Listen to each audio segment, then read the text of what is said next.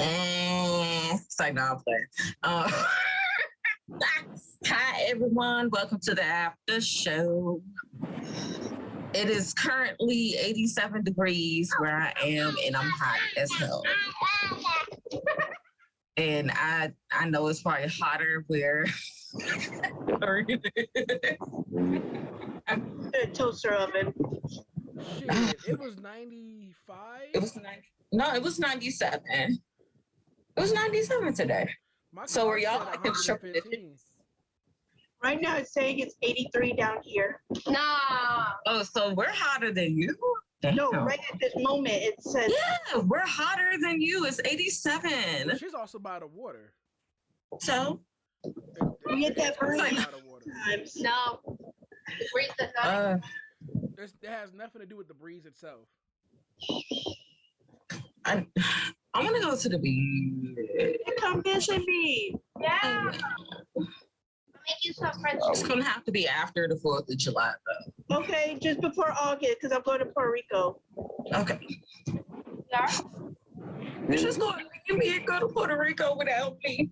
Yeah. If you want to come buy a ticket, I got a place you can stay. Tickets, though. Yeah, I'll be leaving around that time too. Hey, don't trip me on that, man. I'm going on vacation. I'm just sitting here like I have to work. Yeah, I'm going back home for like a week or two. Are we recording? Huh? Yeah, we are recording. Okay. Yeah. I'm excited because I'm going to Puerto Rico because July 23rd I'm actually going up to Pennsylvania for a concert.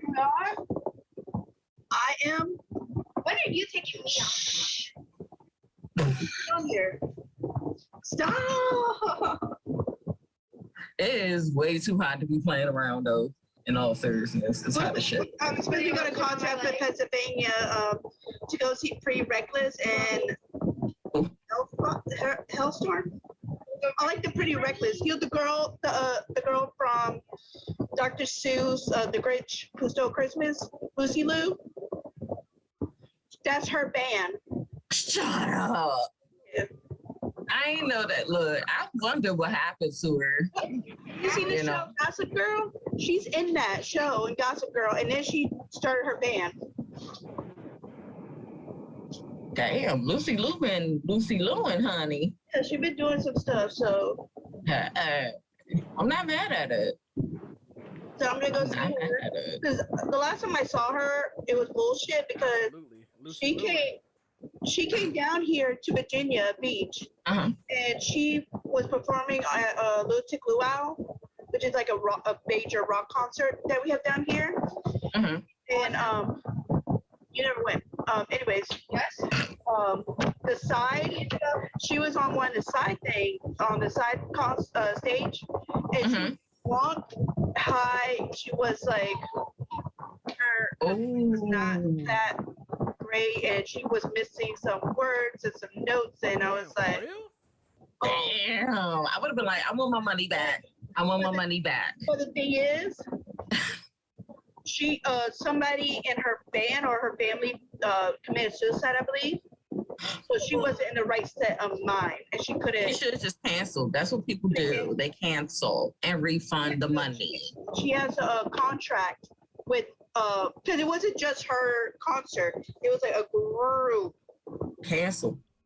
I'm sorry. Just cancel it. Cancel. Just cancel it. Because if you're not going to give a quality like performance, what are you doing? You wasting people money. You're wasting people time. People cancel for things like that. Because Ghost was there from the UK or Germany, I believe. Go to another country. We saw Korn. I haven't heard Korn in a minute. I know, right? No, Seven does, the main singer. He gave me showing our age. Right in front of my and he tried to like sign. I was like, go ahead, you can sign whatever you want, go. He was a handsome black man, but he's the first like dating. You want me to date anybody, but not anybody. Oh no. Yeah. Not the dude trying to get her to date anybody, child. Okay. She trying to be matchmaker over here. Leah, you kind of young to do matchmaking, but I'm here for it. I'm good for that. I was about to say, well, I'm gonna be solid over here. Absolutely, bro. Ask not, want not. Right, Silence is golden. I saw the Sailor Moon bands. I admit a guy was wearing it, and I was like, they're out. I need those. No, I'm gonna jack you up in the parking lot. Give me them. I don't care if they're not my size. I can put socks in them. What? you're gonna rob him for his Sailor Moons. Yeah. I feel bad for him. Maybe I was Imagine the story. Yeah, I got robbed for my Sailor Moon bands at a concert by some androgynous No. It was even at a concert. I saw that at the bookstore today. Spanish girl. Like, what? Hey, Come yo, at man, me. She got you for your phones? No, man, she got me for my moons. My moons. My moons, bro. She got me for my fucking moons. Oh my! I ain't never about to get that Sailor Scout badge. Oh, somehow we're gonna get them in the parking lot. Oh my! Get me up here. Oh boy. Brent, you got salmon downstairs that you want to eat. Yeah. She tried to go for my tuna macaroni salad. She better back on up, child. Why my chip broke? Oh no. Oh my God, that's so good. Y'all have got to eat tuna macaroni salad with tortilla chips. Yeah, I mean, I guess I can give it a try. But no, on Jalapeno, macaroni, jalapeno and lime tortilla chips from Costco. Fair enough. I don't know. I'm not into a macaroni salad like that. But I usually eat it with crackers when I do eat it though. So Look, I know my macaroni salad was wild at the cookout. I don't know what you're talking about. You know, Costco is trying to get sued by the shareholder over the size of their chicken and the way they're living. What? Have you ever went to Costco and see how big those damn chickens are? You talking about the rotisserie chickens? Yes. Not really. They're huge, like. Yeah, but they're rotisserie chickens. It's a whole ass bird. It don't seem that big. Yeah. But the shareholders are trying to sue Costco. The shareholders of Costco try to sue Costco because the way the chicken is being taken care of in the farms, and they're so overweight they can't even like lift themselves up or anything. Oh, Yeah, so we get fat ass chickens. Oh, so it's not steroids. They just fat as shit. They feeding them Jays. Yeah. They eat better than we do. So they want to make it so the chickens aren't happy, full, and active. I'm about to say, No, they're overweighted, so they can't walk. You feed them what they want. Oh, why are we trying to? And they're having heart attacks because there's so much fat. So some of them been dead for days in this tiny pen that's full of ammonia and piss and shit. Yes. See, that's why I don't eat the rotisserie chicken. She switched up real quick. Yeah, she did. She did. I don't. No. Ask me about in this house if I eat the rotisserie chicken. Well, why don't you eat the rotisserie chicken? That's not why. It always tasted weird to me. Oh, yeah. Okay.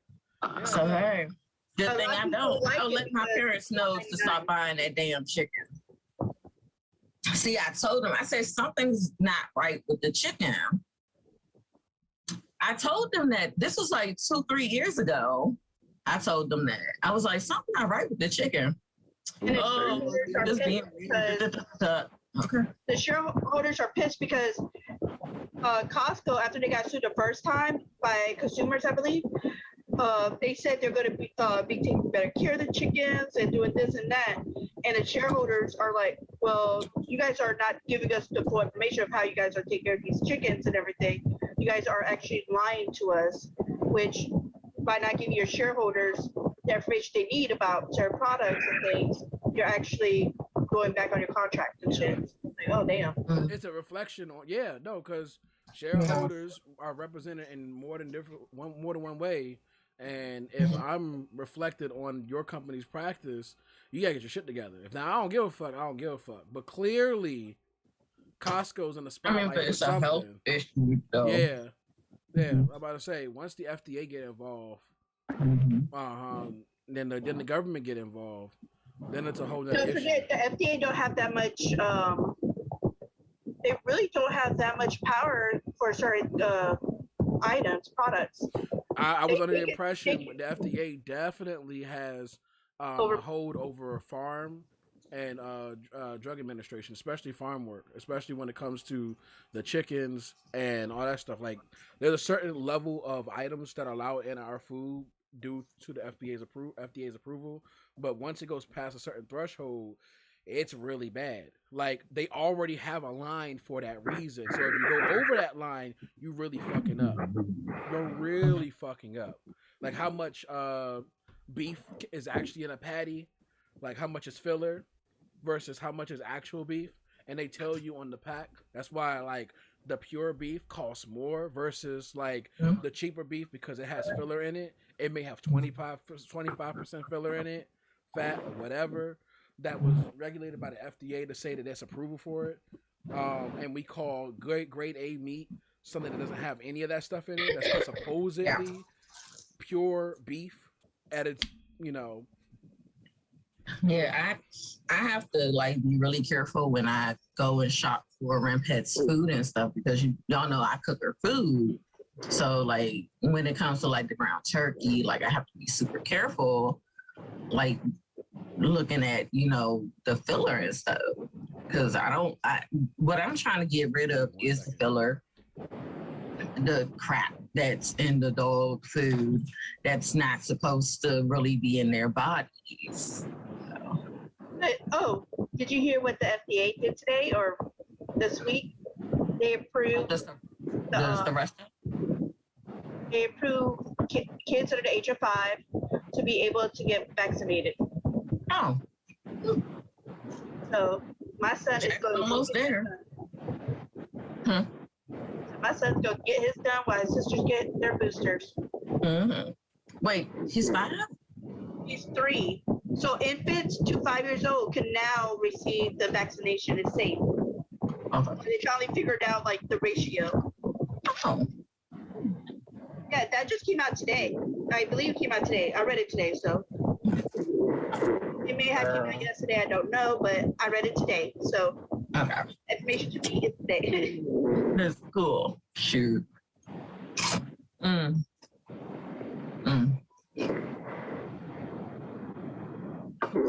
God. And I want to tell y'all, my daughter has graduated the 7th grade, so now she's going to 8th this year, and the middle one is going into 4th. I'm excited. You. Oh, she done took the whole sheet off my bed. Stay out.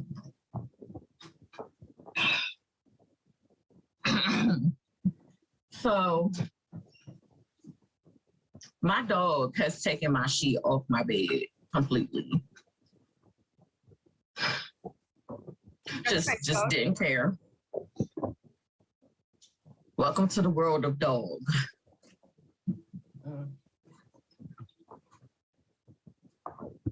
Okay, so I will be going in and out of my room. So, no, get away from that pillow, child. It's no me. You're gonna say that, okay? Stop it. See your booty. Oh, I got shorts on. I have shorts on. No, but when you bend over, we saw booty. You said what? I saw your booty through your robe. Oh, you can? The shape of it. Oh, I thought you could see like my shorts. Yeah, because I was. Let me make sure my titties not Going out. He's bizarre. I'm gonna show y'all something. You ready? You ready? You ready?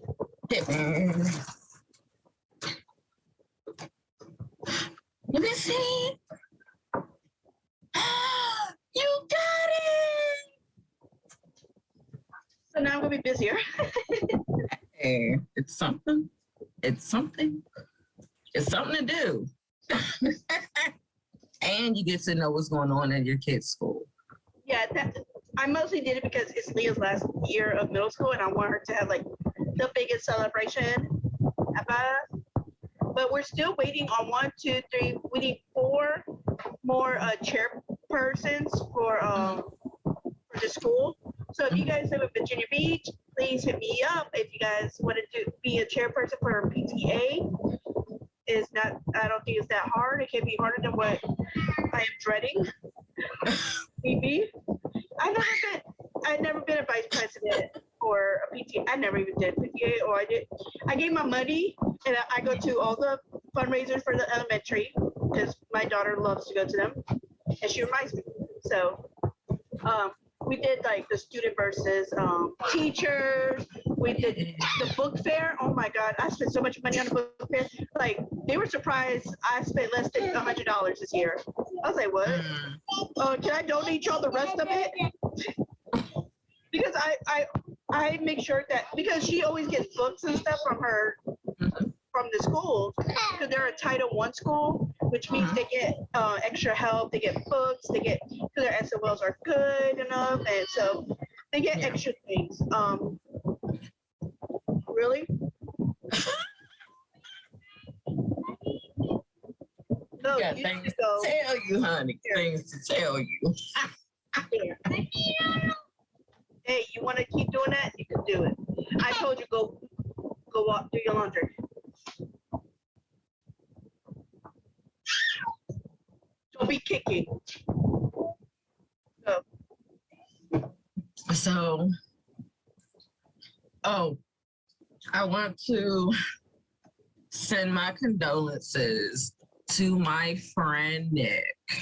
His daughter passed away from a seizure yesterday.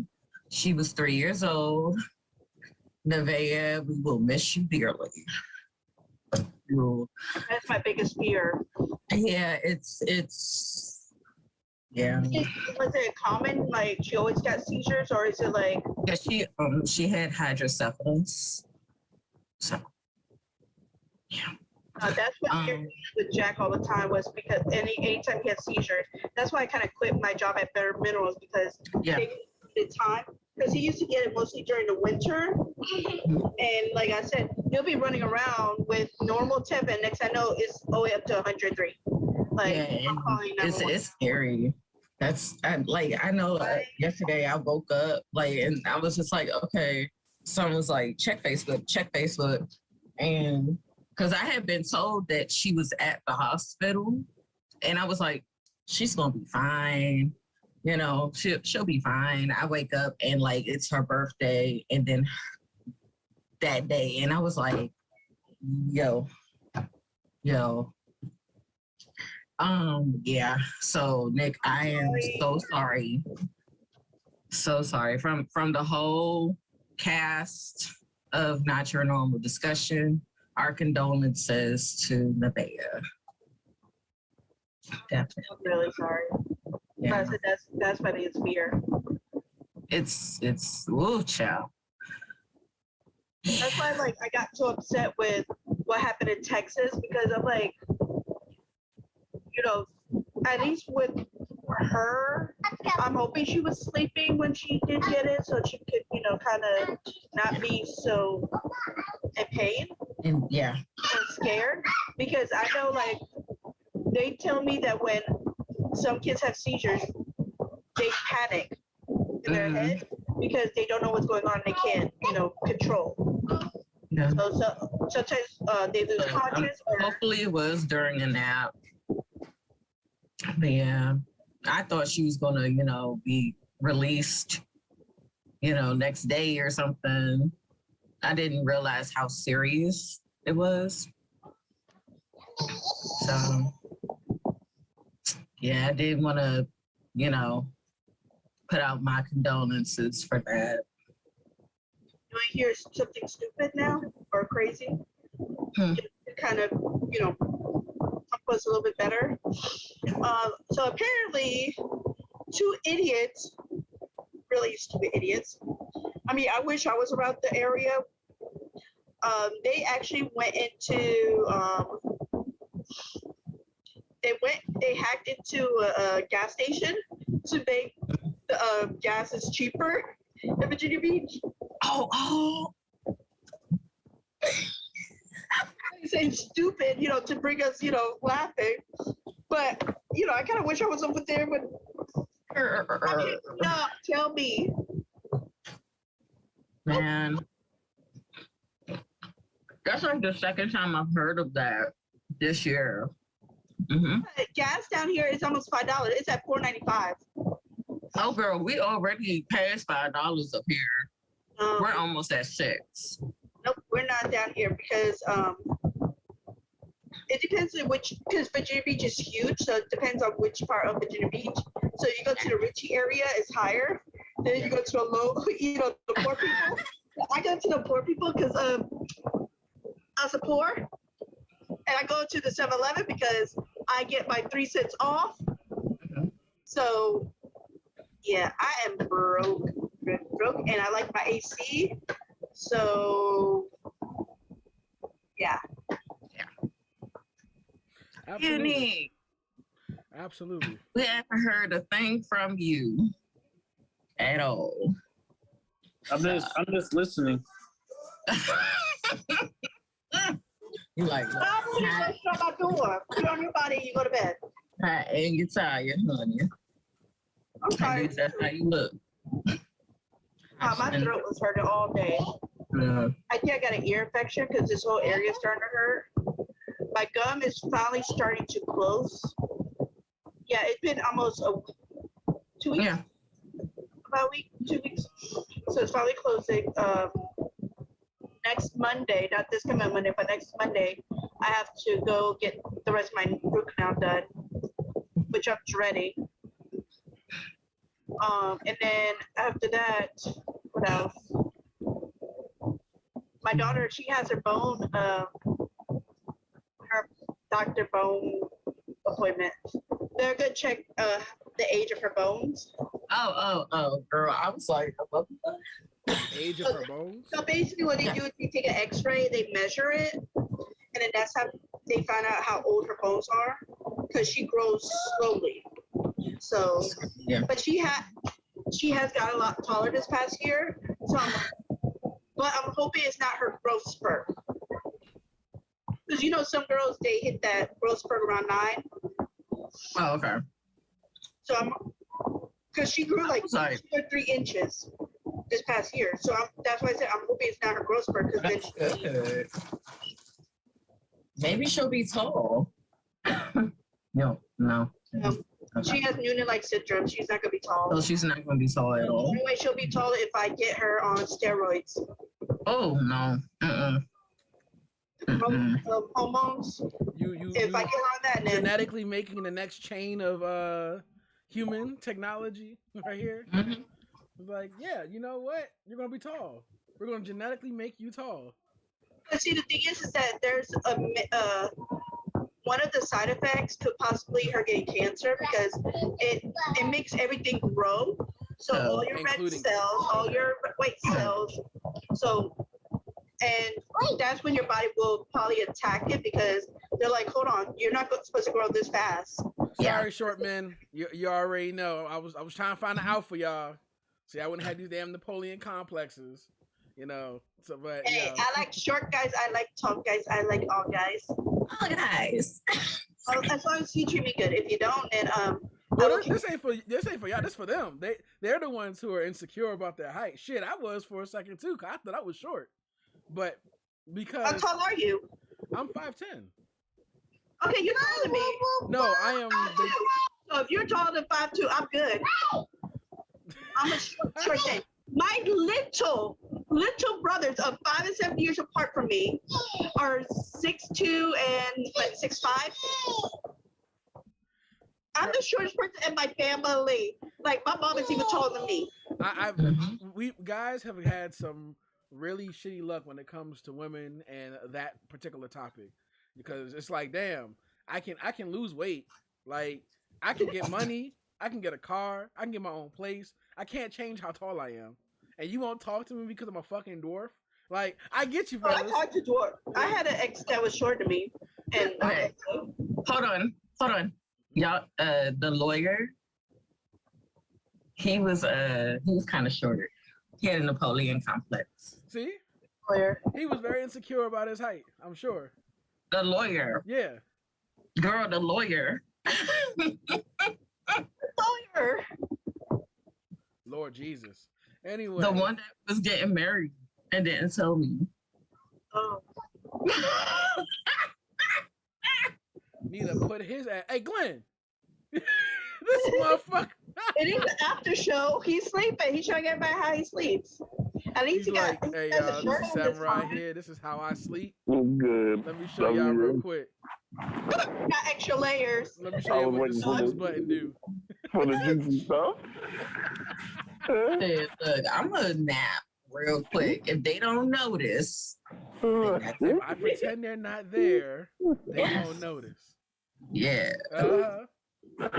Don't roast them in the chat, y'all. You know, we had a hard week. This is the after show of a very hot, long week. And depending on where you are, you may or may not have AC right now.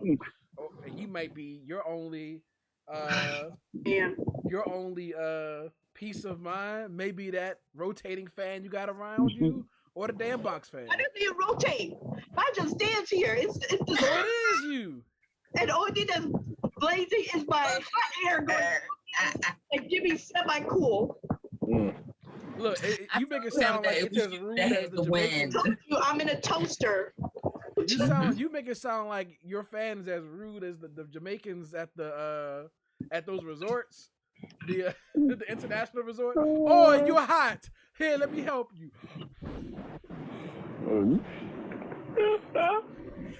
Are you cool now?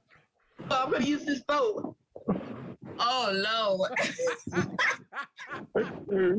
Using the baby's artwork. Oh man, I'm getting flashbacks of school. Oh man. So we have Oh, that's my kid. Sorry. Hold on. It is bedtime. Y'all need to go to bed. This is the after show, meaning after hours. It's time for all kiddies to go to bed. This is like the Adult Swim of Facebook. Get on. Get on. He said, "Get on." This may be TV-14, but this ain't rated for you.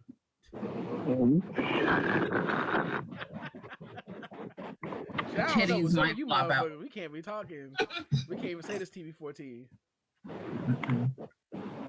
But Sims 4 Werewolves came out today. Yesterday. Actually, I will elaborate this. Let's go to an intermission. Absolutely. Intermission. Yeah. Oh yeah.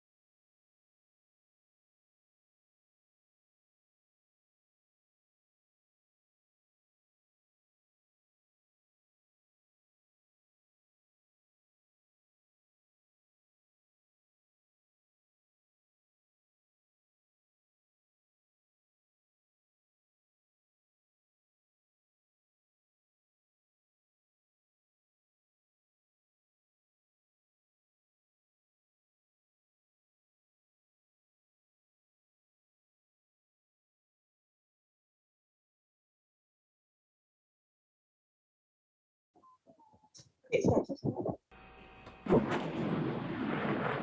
like, no, no, but back to what I was saying. Sims 4 Werewolves came out this week, yesterday technically. And there's been an issue with the community. Here we go again. Cause it's always an issue, right? But the issue is that people think that the new werewolves look like furries. Because they are furries. They are not. What do you think a furry is? It's not a werewolf.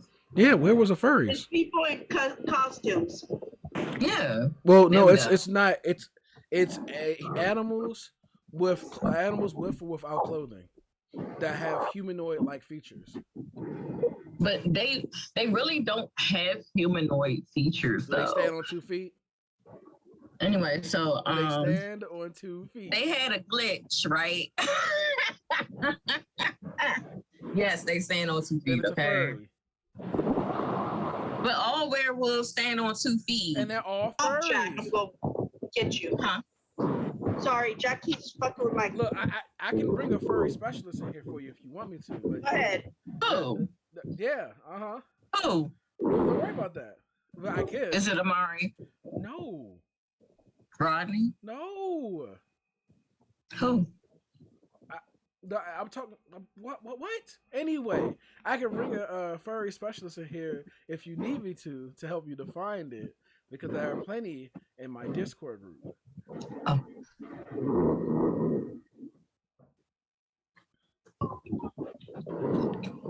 And then you start saying names. Damn, you a hot box. Damn. Yeah, my box is hot now. So, but like that. the point is, a negative stereotype. We can't. Yeah, no. It's a bad stereotype. It's like no, I'm playing. Yeah, no. That's why I ain't say no names. Oh, you talking about the furries? We should have that on one of our shows. Long story short, werewolves fall into definite furry territory. They're mythical creatures. Yeah, no, they're not furries, because their true nature is of a werewolf. Mm-hmm. Now, I think it's called lichen. Lichens, yes. Lichens. When they stand up on 2 feet, they're still that's a werewolf second. Yeah, that if you guys don't get going.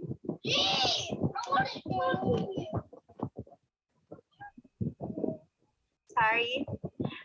So lichen is like the next evolution of a werewolf, where they still have they're still a beast, but they can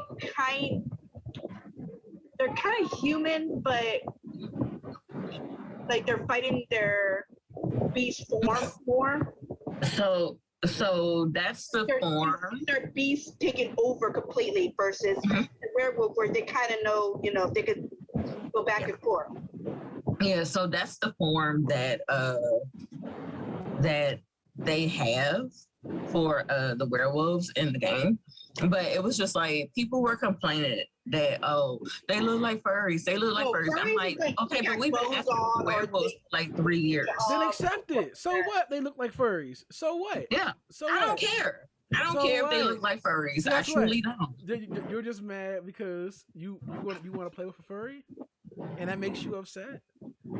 No, I man, think the far the right is going really, with Sims hard. 3, the werewolves look a whole lot scarier. Like they look threatening. These look like little puppy dogs, and it's cute.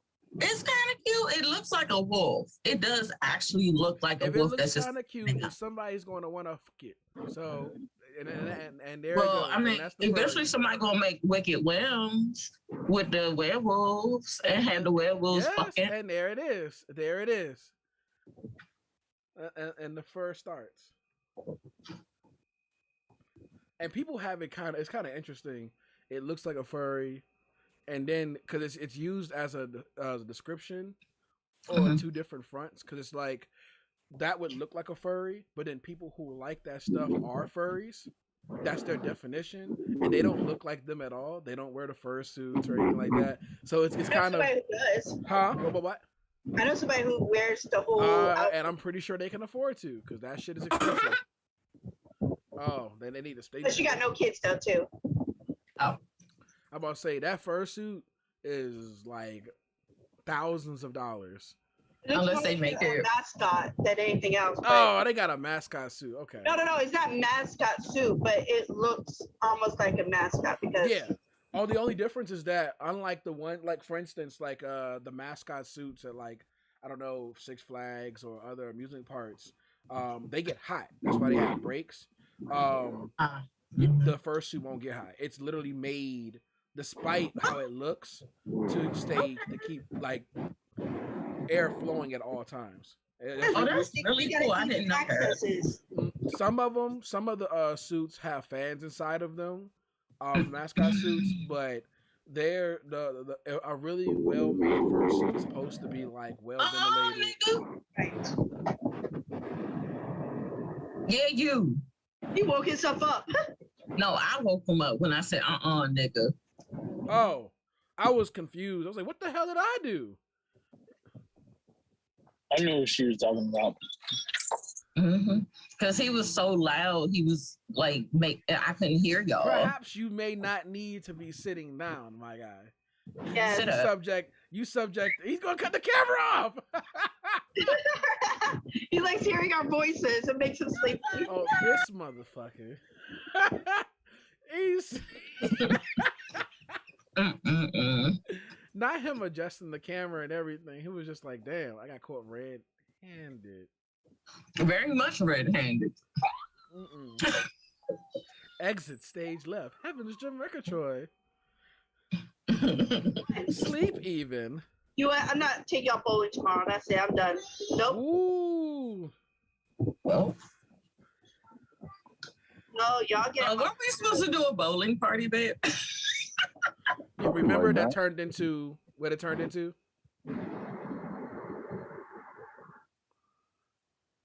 We went to Dave & Buster's. Oh, I want to go Dave & Buster's. That was an alternative, remember? No, that was their anniversary, sir. That's what they want. What are you talking about? We were supposed to do a bowling party. No time soon. July. You said July. Then why are you saying we're supposed to when July hasn't happened yet? Like we were supposed to have been? No, that doesn't make sense. No, I was saying we're supposed to. Weren't we supposed to? Is what you said. Aren't we supposed to? Well, there you go. Well, you know what you said.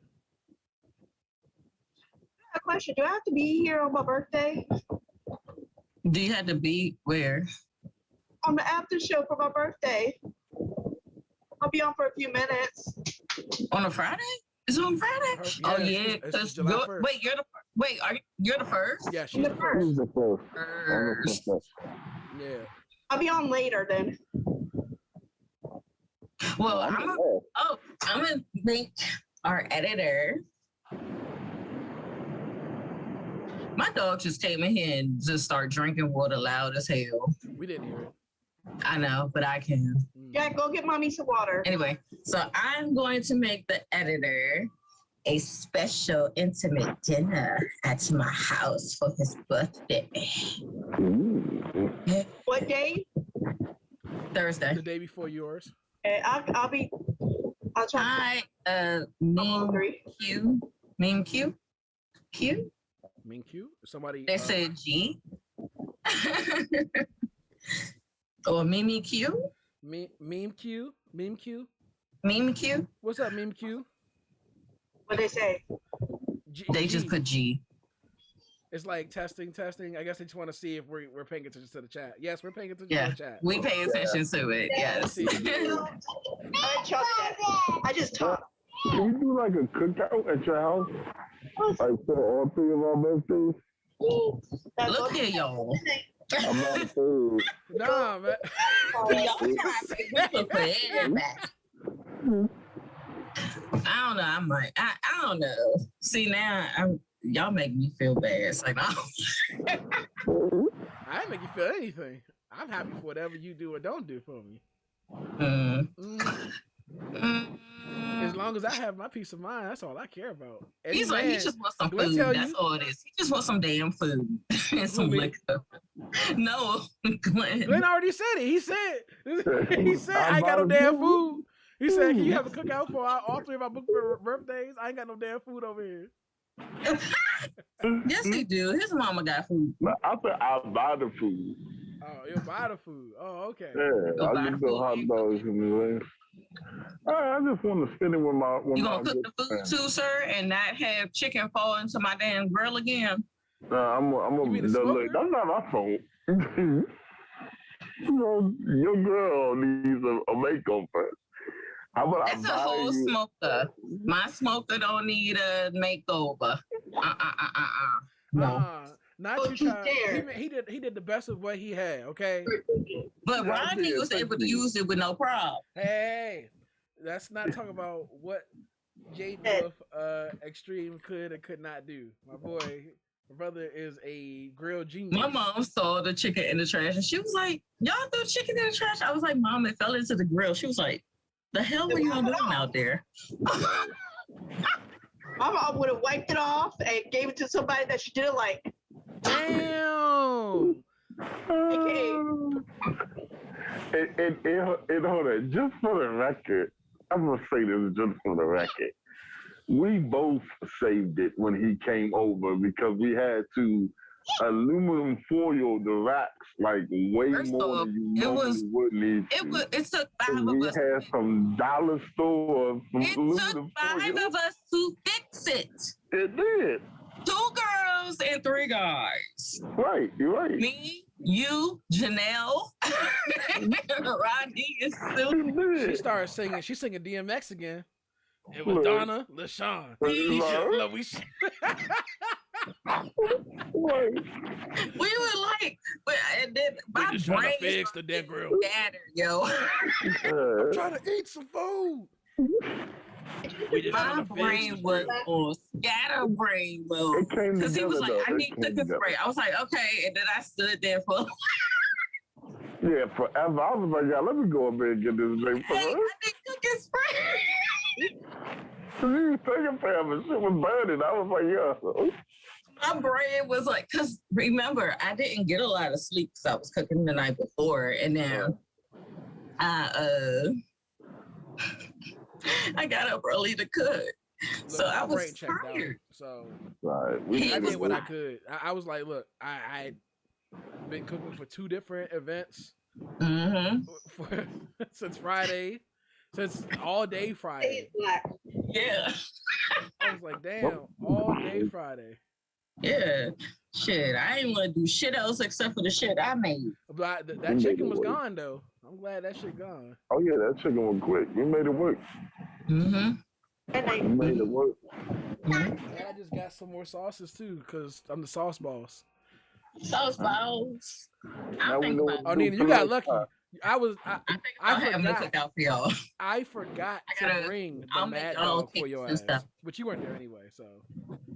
I forgot to bring the Mad Dog for Nina because Nina, I was like, I put your money where your mouth is. Oh, man. Yes. I need to know if you can hang in that. Some of the people, they was tripping off of the chicken that was there. That was hot. That wasn't even the hot chicken. And oh my God, I think it was it Veronica? Yes. That could be from the north. I'm sorry. They don't know those spice. No. Like my mother-in-law. You put salt and pepper on a turkey, it's too spicy. It had a kick on it. It had a kick, but it wasn't meant to be like. But it wasn't spicy. It was probably, like I said, like I told everybody at the party, it was probably about the limit of what is hot before you get into like real heat. Like this is like the testing stage. Yeah. If you can handle this, you can hang. If you can't handle this, collect 200. Don't go past go though. Like just stay right where you are. Yeah, this ain't for you. Yeah. So what's the list you got, brother? Huh? What's the list that you got? The list of the list. Yeah. Oh, yeah. So I had some comments. When we were recording the episodes, just so you know, typically what I do while you guys are live, so that our intermissions don't go really long, I just jot down my comments per section, so that I can say them later, whether I agree or disagree, to give my own takes on whatever we're talking about. Now, I didn't do it for everything, but I did have some.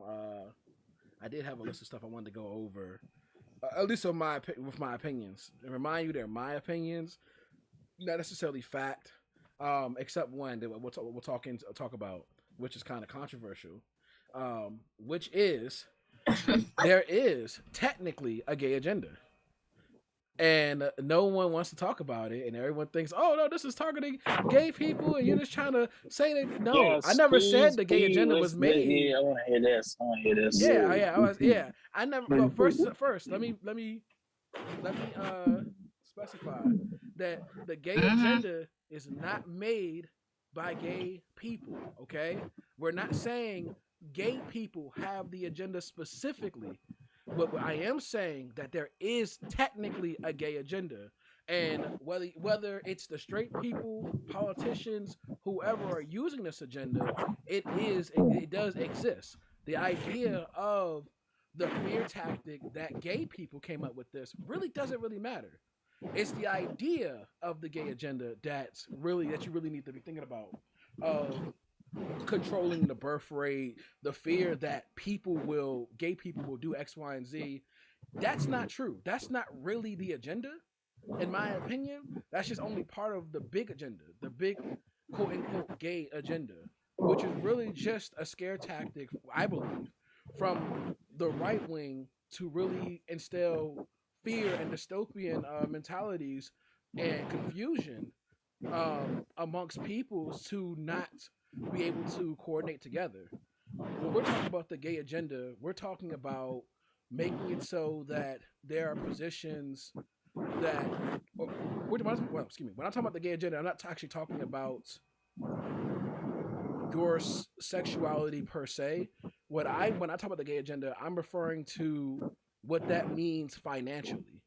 How when you're gay, you may have more rights or help in this country than being just black. Being black and gay is like, okay, now I have this kind of immunity. I have this diplomatic immunity now, because now it's a hate crime. They have a different kind of agenda, not the gay agenda where it's like the goal is to make everybody gay. The gay people just want more gay people, and then they're just going to have an army to just rape anybody they want. That's dumb. That's dumb fear bullshit. The reality is that, in my opinion, the reality is that when we talk about the gay agenda, or when I think about the gay agenda, I think about how people use the gay agenda. Even like who said this shit? It was. You know how it's like a stereotype. You know how we have certain stereotypes about like watermelon, and how fat niggas eat this, that, and the other. Black motherfuckers eat watermelon. A racist basket from a Fluffy. Correct. So now this becomes a stereotype. It's a mentality that people just attach to us. Kind of like chicken, but I don't want to talk about chicken just yet, because that's kind of like a cultural thing, since everybody eats fucking chicken, just different kinds of chicken. But I digress. With the whole watermelon thing, did you found this out yesterday actually, that the reason why they made fun of us and called us watermelon eating niggas and all this other shit was because white people, or white people of the past, were hating on black success for farmers who were making money growing the crop? I had no idea. I never knew the root of why that was a thing. But the reality is that because it manifests itself, regardless of whether we know the truth or not, it is weaponized and utilized to classify black people as this particular kind of people. Only when you go deeper than that do you understand. Don't get it twisted. Go ahead. I love watermelon, y'all. I love it. As do I. I hate it. I love You seedless. What about seedless watermelon? What about seedless watermelon? Like I like the taste, but just like plain watermelon, I don't like it. Okay, so could I make you like a what do they call it? A watermelon margarita? Would you drink it? See, I'm different because I love watermelon, but I can't stand like watermelon flavor stuff. Like artificial. It just tastes way too. Like I can do Jolly Rancher. That's about it. Yeah. Okay. But Jolly Rancher's got real juice in it though, right? No, that's I don't think so. No. It's just really, really vultures. Vultures. All the flavor. I love. I think it depends for me. Like I'm not like for me that on that topic. That's grape. I typically don't do grape. Black people got hit with that too. Oh, you got the grape drink, orange drink, DRANK drink, and orange soda, grape soda. Not me. I've only ever really liked actual grapes, but grape flavored stuff I've never liked. My mom used to. Okay, yeah, I'm kind of with you. I like grape soda, but I like grape juice. And my best friend, and they tell you that the only grape thing that I would probably be able to drink is the we call it fizzy lifting drinks. It's the Welch's sparkling grape soda. Oh yeah. Oh, I love that. Yes. We. Okay, but that's real grapes. Yeah, that's real grape. I mean, yes. I thought you were talking about like artificially flavored grape stuff. Well, no, yeah. Well, I think that the frozen Welsh drink, I know you know what I'm talking about in the can. What? The concentrate. Yeah, I don't think that's really made out of grape. I don't like that. I've never. It's like 4% juice. Yeah, I don't like that at all. I think Juicy Juice is another one I don't like. I really just like grapes themselves. But I get it. Like people don't like the watermelon, but like the watermelon, like don't like artificial watermelon. I get it. Yeah, but that's my take on the gay agenda. At least, at the very least, is just that to say it doesn't exist would be denying the word of the gay agenda, which we can't really do because an idea of what that is already exists. And because that exists, it can be weaponized into something else. So while we're sitting here thinking gay people, I don't say we, but the general population is thinking that gay people have this vendetta against straight people. Meanwhile, somebody's weaponizing that ideal or idea of gay people to create something much bigger. And insert variable X here is what the gay agenda is for me. And that's pretty much my hot take on that specifically. Well, my thing is I get exactly what you're saying because like when we went into intermission in the show this week and you were like you had something about the gay agenda, I was scared, babe. I was scared. I was like, what are you about to say?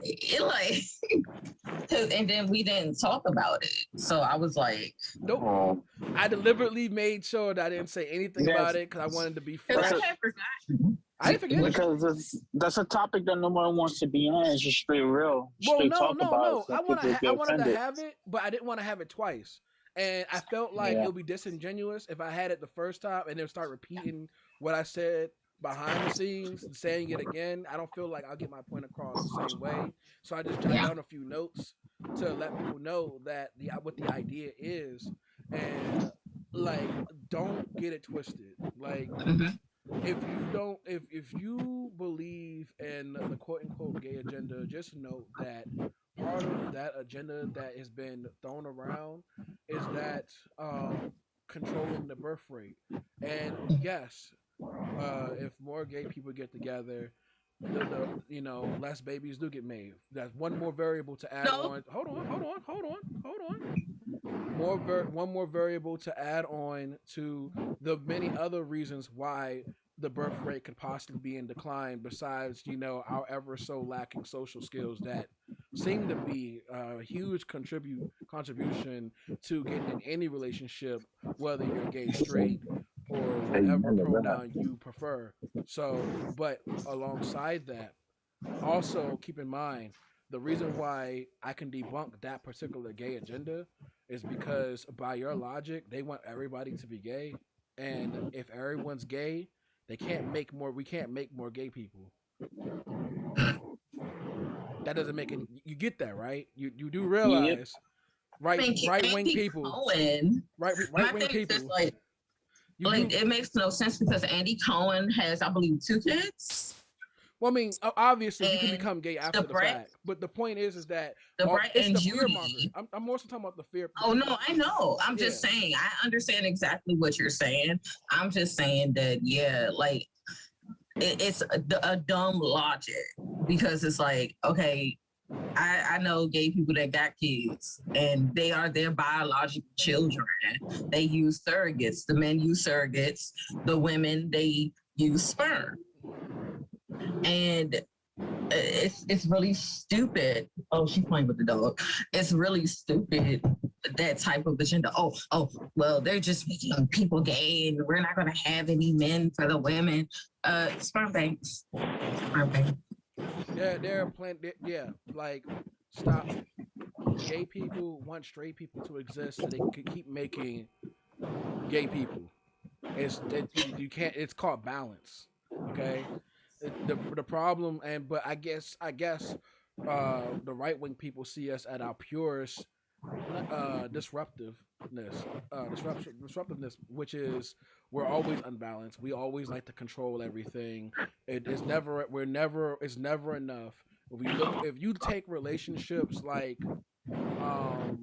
the way we handle relationships, like the way we handle our planet, I can kind of see where they're coming from because all that propaganda, we can save the earth stuff means nothing when everyone cuts down trees and shit. So there is some logic behind what they're saying, but the way you're going about it doesn't change anything. It only fuels the fire to burn the planet down faster. You trying to kill or disrupt gays and their relationships or people that have nothing to do with you will not change the fact that they are what they are. We've already proven that shock therapy really doesn't help. All these inhumane testings that they've done in the past to make people quote unquote straight again or whatever, like it's a choice. People can be both. People can do what they want to do. It's, at this point we live to die, and how we live is how we choose to live. You know what I'm saying? Like that's it. That's all. That's it. That's all. Yeah. I'm hey. People will be fine. Rates are not going to be going down because of gay people. It's going down because we can't afford kids. Wow. It won't raise the minimum wage. But we can't say that. So what it does is that they say, "Oh wow, look at this distraction over here." We don't have no money. Well, for here we have minimum wage went up to $15 already. But hold on, but then they brought up the housing rent over $100. Yeah. You said what? Like my dad, where his apartment just raised the rent $100. Like I said, there's no point. That's a whole nother conversation. And I want, if I'm not there, obviously, I definitely want people, I want us to definitely advocate for people voting in their particular area during this 2-year election, because if you really want to see the change, if you're not going to overthrow the system, then be a part of the system. Because at this point, the only people that's going to change are the people that you put in place, and you have to hold them accountable. That's it sounds like riffraff. I don't believe in it. This, that, and the other. Well, not doing anything is just as bad. You're literally just wasting your own existence complaining because you can't get what you want. And some things are unreasonable. Like not all the gay people can't fly into the sun just because you don't like them. I'm sorry, but hey, instead of being mad about that, maybe, just maybe, you could be a little happier knowing that you participated in facilitating some effort into gun control or the better schooling in your area. or getting funding for the things that you want, like a dog park. Whatever, how small or minuscule, whatever it may be, or how big or grandiose it may be, play your part. Do what you have to do so that you get the things that you need and realize your own power, because we do have power. And we give it to these politicians and then don't hold them accountable. Don't do it. I normally don't advocate for this, just because I didn't know really about the 2-year election and how important the 2-year election is. Yeah, I know. It was never really stressed in school. It's unfortunate. The election that happens every 2 years, we were only focused on the election that happens every 4. In fact, I'm pretty sure when people hear this recording, there may be people. There are people who are going to actually talk about possibly wherever they were. Hey, Tryst. That's good, yeah. Yeah, they're talking about how they also didn't know about it, or it wasn't really stressed. Like every year. That's so odd, because we always voted for our ANCs here, our council members, the mayor. But yeah, those usually happen at the same time of the 4-year, not every 2 years. Yeah, but a lot of people don't realize they put the signs up. Right. And then next thing you know, like 2 weeks later, you're supposed to be voting. It's supposed to be voting, and you don't know. We're talking about the 2-year election. I was telling people I'm advocating for the to go out and vote this year, because I was unaware of the 2-year election and how powerful it is. How these politicians get voted in and out every 2 damn years, not every 4. They just been getting away scot-free because it's actually heavily undereducated or taught in schools about the 2-year election. Like, I didn't know about it. I thought that I only vote for my mayor every. My school taught about it. Huh? My school taught us about it. Right. So that's very odd. Well, we also had DC government. We did too. They probably taught it, but they didn't elaborate on it. It really wasn't stressed upon. No. Okay. And you hear about I've been hearing about elections, the 4-year elections, since I was in 6th grade. So we're talking about these elections every 4 years, from 6th grade all the way to pretty much 12th. I want to say I heard about it my first time either 12th grade or in UDCCC, yeah. And I was like, damn, there's a middle election in between the 4 years? I'm very mixed on midterm elections, though. I'm very mixed on elections, period, because, like, the Democrats' whole strategy has always been, hey, Republicans are so terrible, vote for us. And so they're, like, Republicans don't promise nothing except for, we're going to do the culture war shit. We're going to do the things that, like, oh, we're going to get rid of abortion. We're going to get rid of gay marriage. We're going to get rid of trans people and shit. And you know how we always talk about, oh, people will vote against their best interests with Republicans just so that they get to keep their guns and get to try and, like, instate religion and shit. But, like, we also vote against our best interests except just for out of fear of Republicans, because the Democrats also don't do shit for us. So I would love for us to, like, collectively negotiate for more pressure, both on politicians and just also on mutual aid type activities that, like, are going to get people services regardless of who's in office, because, like, both parties that belong to Wall Street, and as long as they're both beholden to Wall Street and all these other donors, no matter who we get in, like, they're gonna do either the bare minimum or. We get that. It's more or less, but what it is that I'd rather you do that than do nothing. Why you start laughing? I'm done.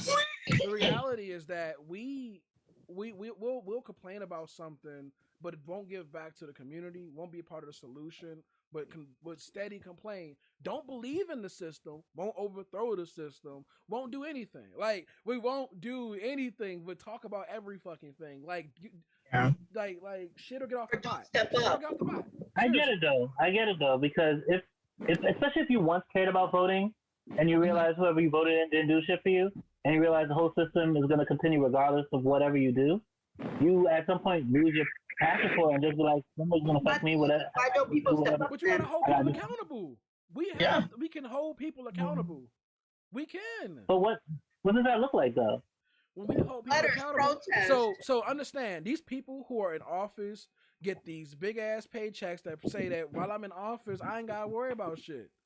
Hey, that's a nice comfy seat you got there. You want to keep that bitch? I suggest you get to doing what the fuck we need to do. Your constituents need you to do shit. If you don't do it, then if you don't get the results, then you gotta go.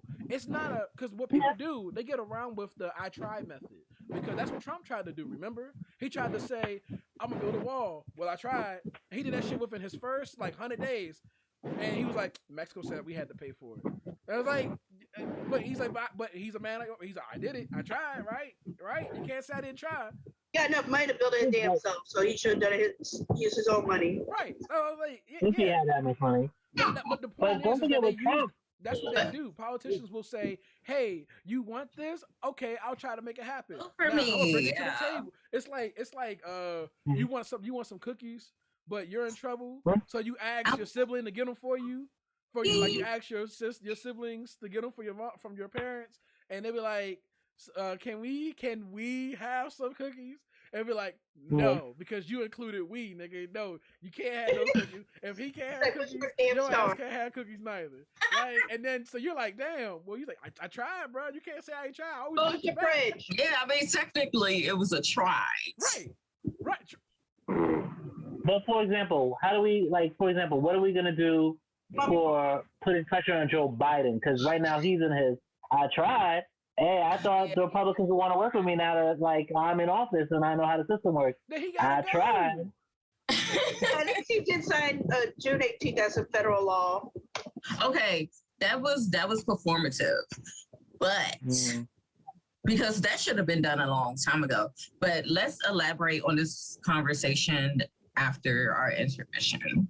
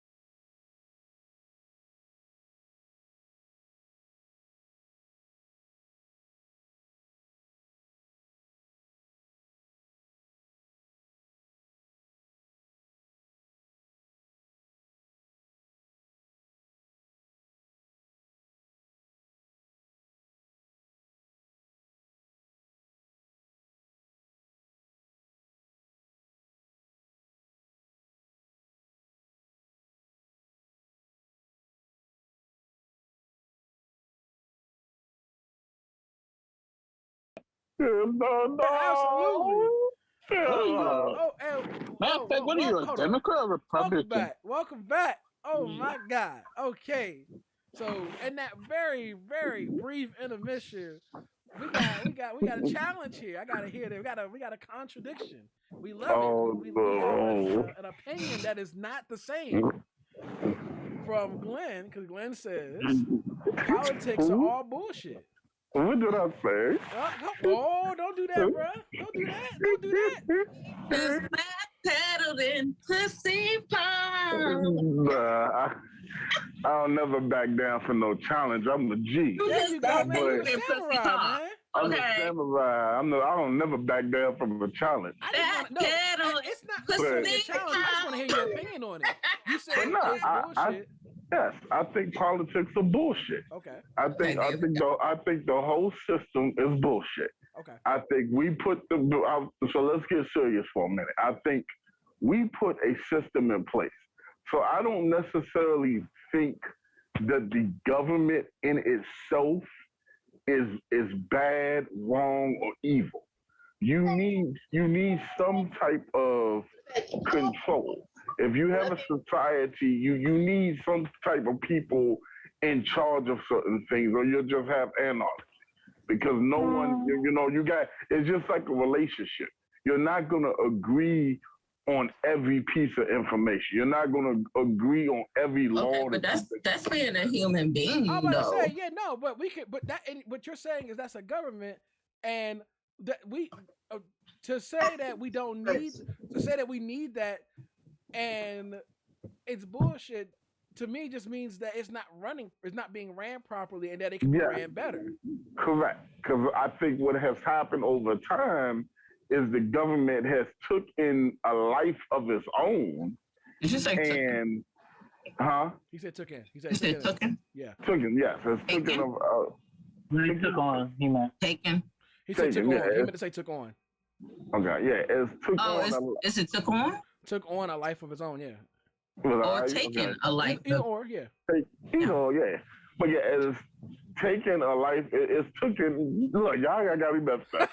It is taken a life of its own, and in doing that, it is gone way beyond what I think the main purpose of it was. And now it's people, and I do agree with you saying, I don't know if I ever would get down with voting. Because I think we're at such a stage that they're going to do what they're going to do regardless. But I do agree with you that the main people that we need to be concentrating on voting for are those, the senators and the people exactly over the states, which is not taught. Which is not taught like that. It's not pushed that. It's not. So we're all concentrated on. No, I'm telling you, like it's not saying that. It's not. Yeah, it's not. No, it's like what schools did y'all go to where they did not teach y'all the importance of every single house? No, it's not that.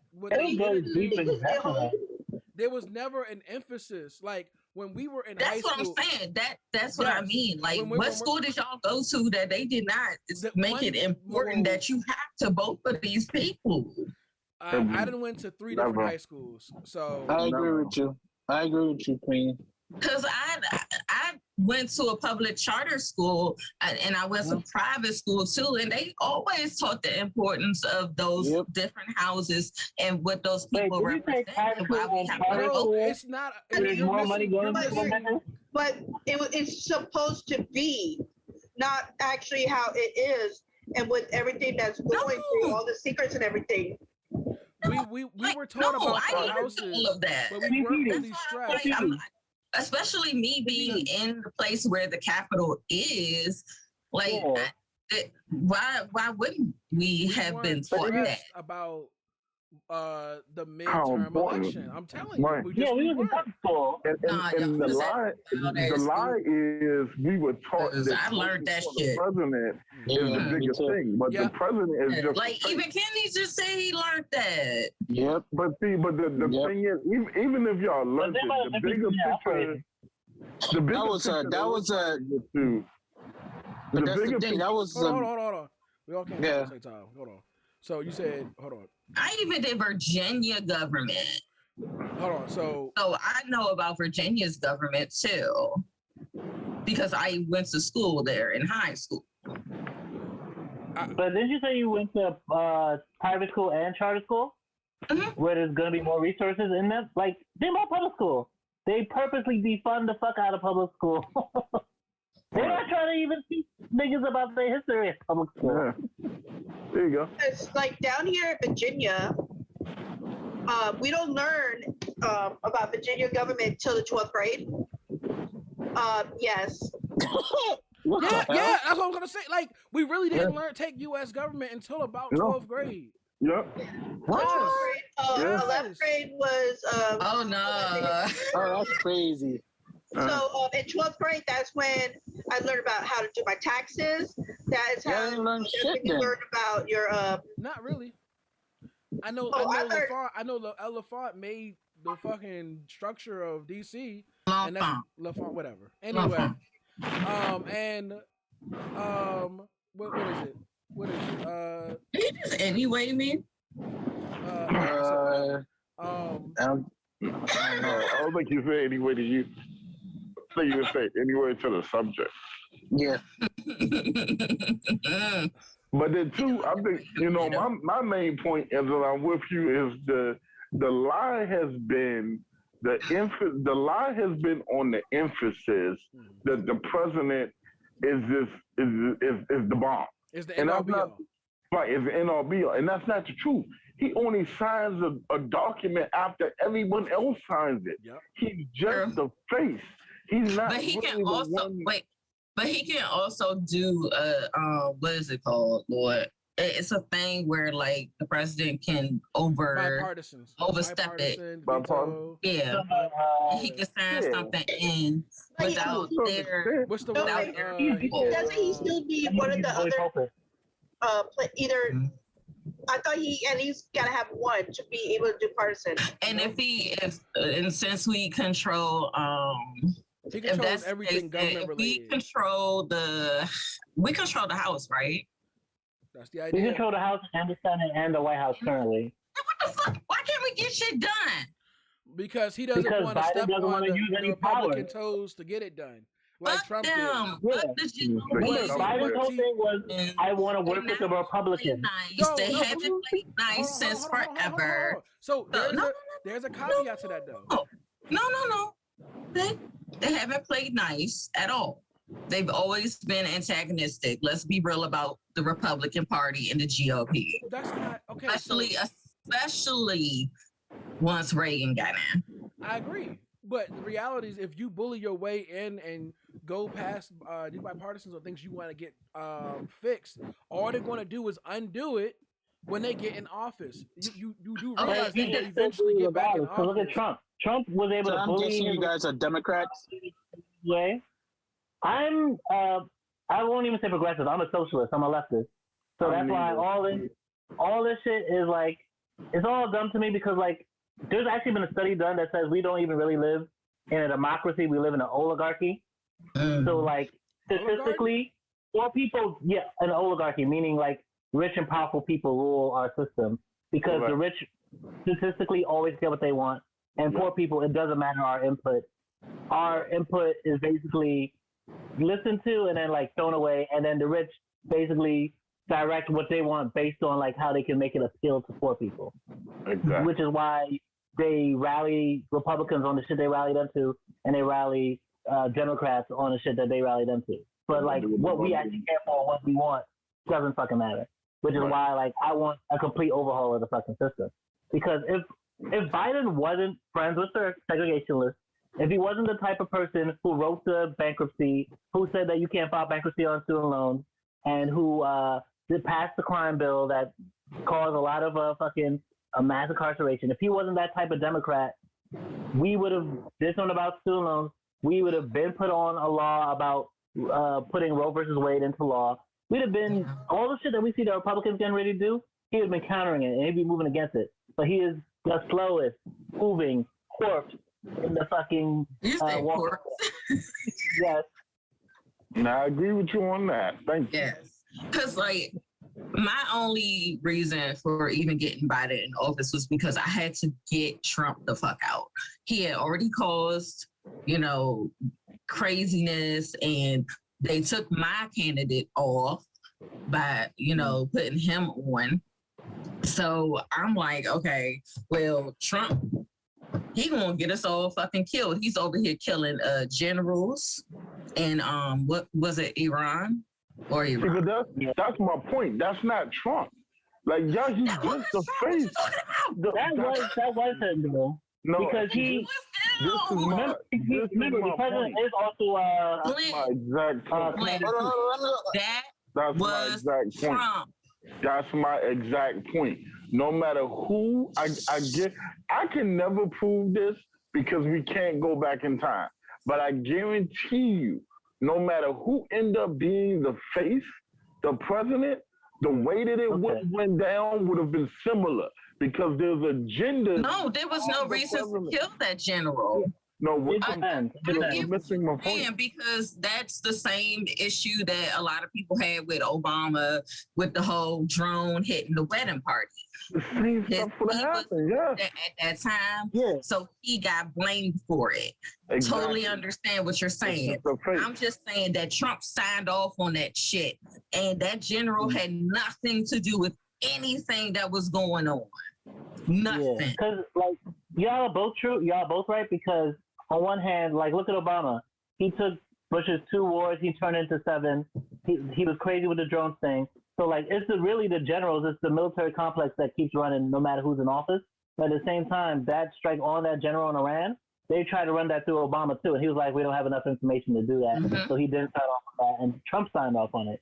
So like y'all are both right in that like on one hand, like the military industrial complex and our intelligence agencies, they're going to do what the fuck they're going to do, and they're going to try and keep us in war. But it's just a matter of, like, can they convince the president to do it? And with Trump, they were able to convince him of a lot. Even when he wanted to pull out, they were able to convince him, oh, no, actually, you should stay in a little bit longer because this, that, the other. It's going to cost Israel. All that shit. They just got it planned, and that's when they decided to make the plan. And he happened to be the face when they said, okay, we about to do this. Well, was that one that Obama was to keep us silent. That's what that was for. Obama was even president to keep black people silent because black people were getting to a point where we were about to unite again. Silent during the Obama years. That's what I'm saying. I think Obama came in at a point to relax us because before Obama, we were getting that though. Because remember the riots after Mike Brown was killed. Remember the riots. Uh-huh. Yeah. But remember, it was also Obama said we weren't about to be quiet. But remember, it was also Obama said a cop. Oh, go ahead. No, I was gonna say. Remember. Yeah. No, I was gonna say. Remember, it was Obama who said it's a cop's job to make sure he comes home at night at the end of the day. Obama would talk about black fathers. He would say certain shit that. If Joe Biden's ass, for example, said it, we'd be like, what is the fucking racist ass saying? But because it's Obama, it's a blackface saying it. But I can understand what he meant, though. Maybe because we're black and we know what the fuck he actually meant. I don't know. I feel to some degree on that one, though. It is part of their job to make sure that they come home, just like it's any of our jobs to make sure that once we leave for work, we come back home safe. Am I wrong? Nah, our job does not give a damn about that. They said sacrifice yourself if you have to for Target or Walmart. If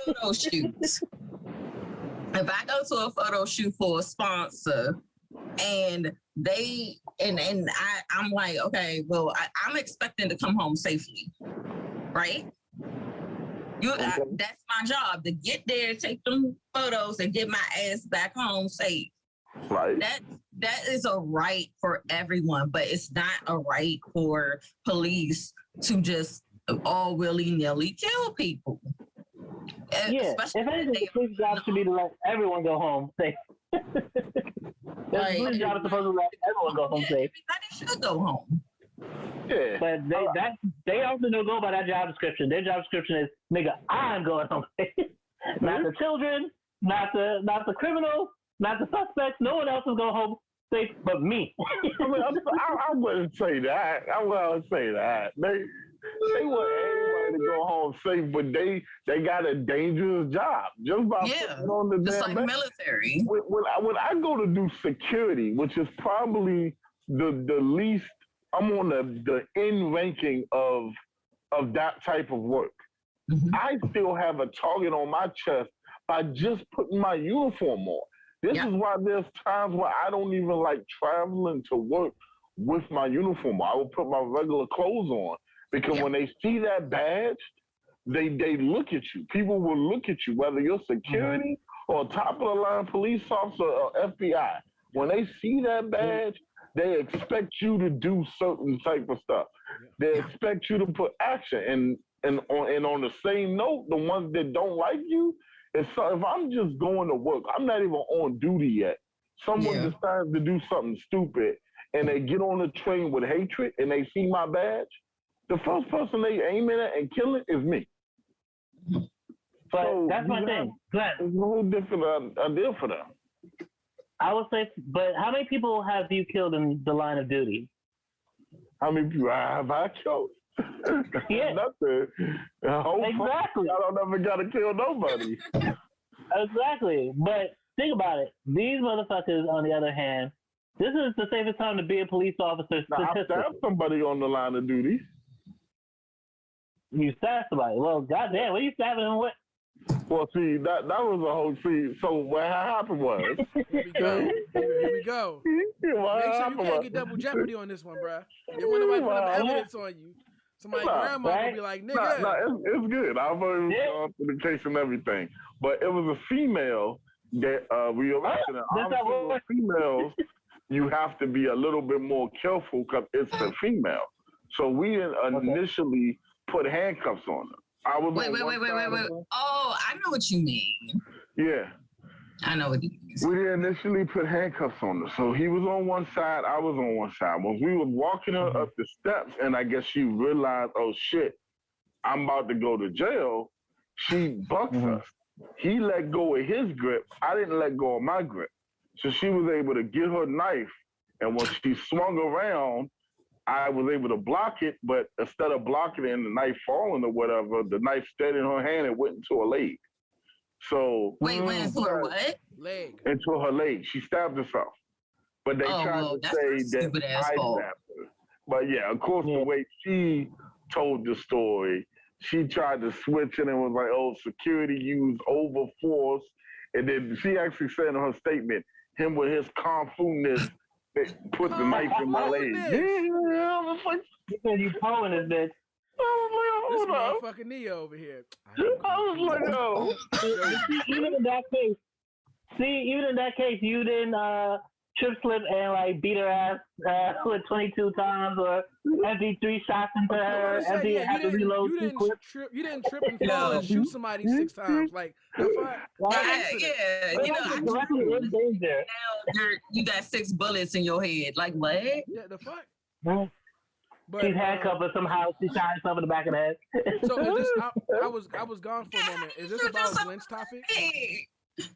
How do you do it? It just shifted to this when we talk about from like the military leaders into police and stuff like that. Yeah, no, because a part of so going back to it, part of that is the infrastructure of the states as well, and how things are just regulated.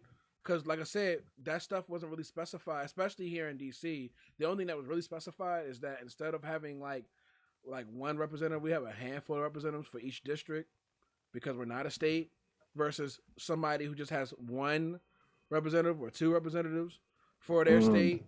Like, it's like, oh, okay, well, that's weird, but fair enough. But you're still talking about the politics? Yeah. But on that, just finishing up. No. We're finishing up because I'm going to transition to the police reform. Well, yes, now because we're already there. That's in my notes. I will say one thing about voting, though. But I definitely. I will say this. Go ahead. No, I was gonna say if you do value voting, don't just vote for whoever your senator or your House representative is. Like, you even vote for your coroner. You even vote for like shit like that. For like, I don't know if you vote for your medical examiner, but like, there's all types of positions throughout your government that you don't even realize that like you vote for, and if you don't vote for it, like all the city rules and city planning and stuff like that. So like, if you really want to get organized and like educate like your neighbors and shit, like and like look at what's up for like voting for laws and what's up for like different little things that you don't even realize impact your wallet and impact your life. Look that shit up and educate the people around you, and let that be what you focus on for voting. Because a lot of people are burnt out and they see their politicians not giving a damn. But if you tell them all this other shit, they'll be involved in that. Be warned, everybody, because what he's saying is absolutely the truth. There are people who don't even worry about their position because people don't know it exists. They don't even in some states they don't even bother. I don't have what they don't want to run against them. They go uncontested because people don't bother, and we don't even know. Even if they run a campaign, it's not really as big as a campaign as everybody else's. And then next thing you know, we just see their names there, and it's just like, okay, well, this person's already that. Okay, pick them again. It's just kind of like it's like a default brain decision. We have to be educated about our decisions. We can't be out here trying to be trolls. Take this shit seriously. I will never forget the times when I was in middle school and high school, and I felt powerless because people were making decisions for me for what I was going to go through when I became an adult. And I could see the effects of it in middle school, in 8th grade. And I could just see it. I just knew it was some bullshit when Bush got reelected, and what that meant, what damage it was going to mean to me, to my mom, to my family, to the economy as itself. Why everything was rising up at a rapid rate. Why no one was really stopping anything. And it wasn't until I became an adult that I realized what I had to do. It also helped that Obama was running in 2008. So, but no, yeah, it just is what it is. And I just turned 18. It was like the perfect storm, a perfect storm for millennials. But I wanted to vote for him, but I'm glad in retrospect I didn't, just because, goddamn Obama, goddamn. I mean, he did what he could. I got my brother was in Iraq. My brother was in Iraq, and he was one of the first people to come back when the Bush administration allowed him to come back. So when they did that first 30,000 troops or so to come back, my brother was one of those people to come back, and now he's a retired vet, and I'm cool with that. Like he did his part. My brother could have stayed over there and did dumb shit, or got caught up in some dumb shit because of orders. Because we're not supposed to treat that shit like people over there. They're just numbers on the chalkboard. Yeah, no. But on that note, can I say something? Of course. You say you want to say something? No, I was just saying police reform. Relax your body. I have some notes that I wanted to say. Let me just read them off. It said so. About police reform, I was like, I believe that the current police force needs to be abolished and rebuild with the police force of our current standards. Because when you think about the origin of the police, they were there, and if you guys ever got a chance to watch the 14th Amendment, the Netflix show or the Netflix documentary by Ava DuVernay about police reform. I've been a man in black.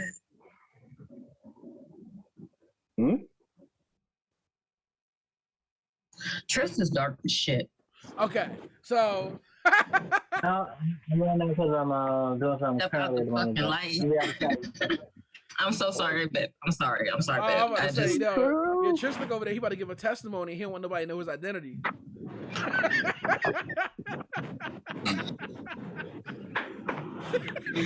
No, I did. Oh, he in his car now. Yeah, no. So, on that, like I said, when you think about the origin of the police, if you look at the video, they talk about it. The police were there to police black people, so they could coexist with white people, because they did not believe that white people and black people could coexist in the same country, towns, neighborhoods without some form of correction and or control or power. And that's initially how the police was formed. When you go off of that alone, even if the standard has changed, like that is. Go ahead.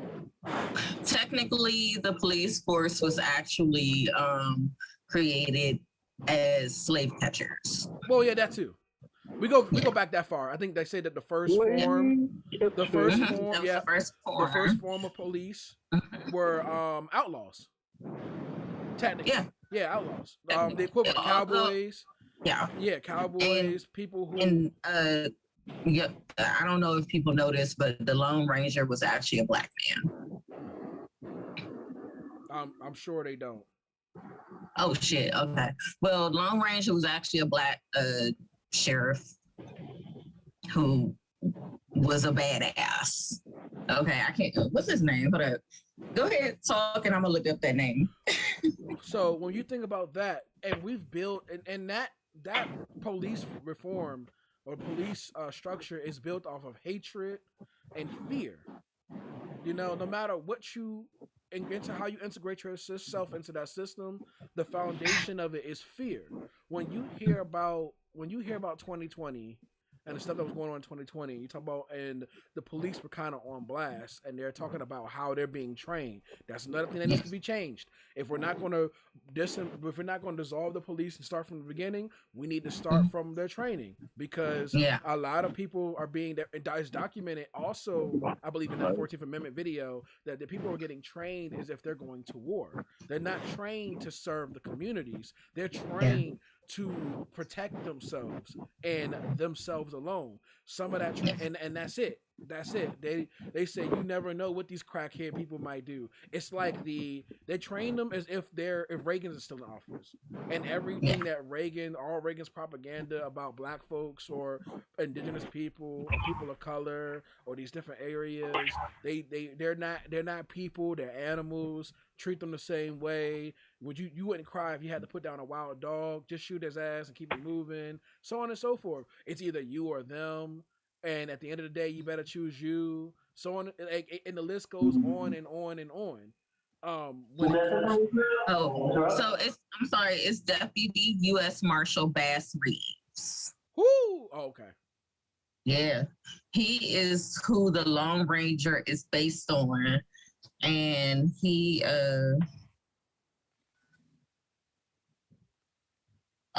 was a slave.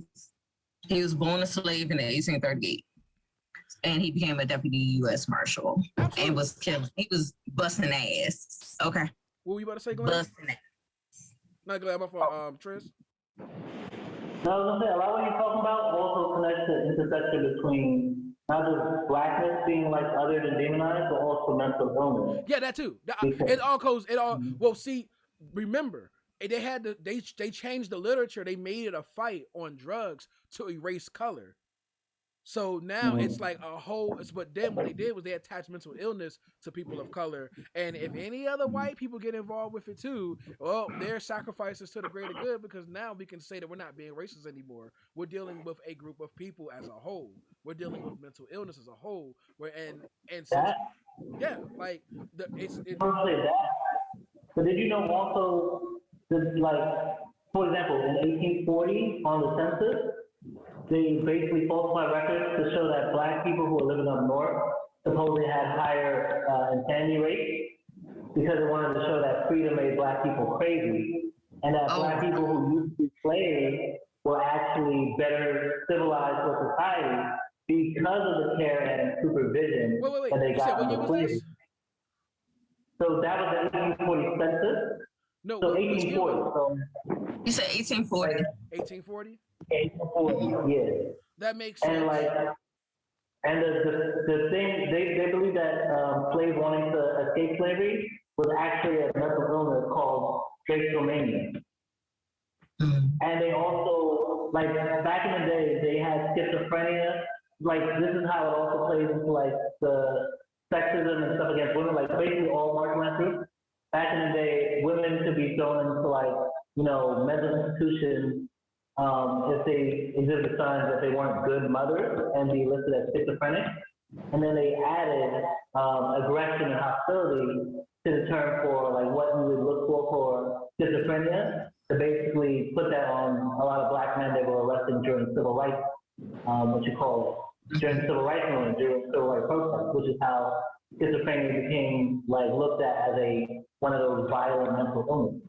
So like if you look a lot of the history of like people associating mental illness and violence, a lot of that comes back to people of color, and basically how anything that basically isn't cis, white, and straight is basically dangerous to that white status quo. We have to dispel I'm not going to say the image of black people because what it is what it is, but what we can change, the key part here, or people in general, is how you handle or are trained to deal with certain groups. The reason why I always talk about DC's police because the likeliness of of a police officer in DC because of the flack that they have and how they're trained, you don't really hear cases of uh, uh, uh, of police officers just killing civilians outright. Not really. Not really here. Now, if you do hear about it, it's rare, and you still very rare. You may hear or see something along the sides of people who don't live here who get into situations because they're not prepared for it. Like I always talk about the scenario when I was at Anacostia. If you're in DC, you know that Anacostia is kind of a hot spot. The kind of like the conduit for the ghetto, pretty much. You can pretty much get to anywhere you need to go from Anacostia. You can go across the entire city from one bus around a fucking Anacostia. And yeah, so we have people of all walks of life who come to this particular bus station, and sometimes they're a little belligerent and loud or whatever the case may be, but that's just how they talk. Now, a police officer, two separate incidents. This happened. I was walking to the bus, and the police officer was talking to this guy who was like belligerent, like, yeah, man, da da da. He was real loud and rambunctious and everything. And the police officer was like, yeah, no, man, but just handling it, just matching his energy, just having a conversation. Whereas somebody who's not familiar with the culture could have taken his loudness as an act or a threat, like a threat, but take it as threatening and react differently because he's not trained to deal with that kind of environment, because these people who are not trained to deal with these kind of environments are told that this is just very dangerous. Could you imagine being in Southeast and they're just telling you, yo, man, niggas get shot all the time, man. Make sure you strapped up, shoot first, ask questions later. Like, you just never fucking know, dog. You just never fucking know. Like the same, only difference between us and them is that you can get away with this shit. Like, if they're trained like that, that's how they're gonna fucking act. Unfortunately for us, they're not trained like that. And the only time we really hear shit like that happening is when we deal with people who are on the police force who don't live here. Like, we typically police ourselves in that regard. They allow us, quote unquote, to police ourselves in that regard so that we can have a control over our own neighborhoods and environments. But in some cases, you have people who don't live there, like who come from Virginia and the suburbs, and they're like, I don't know what to do about this. I don't want to be over there. I'm assuming it's going to be crazy. And you know what I'm saying? And me believing in the law of attraction, when you have that kind of mentality, you attract that shit to you.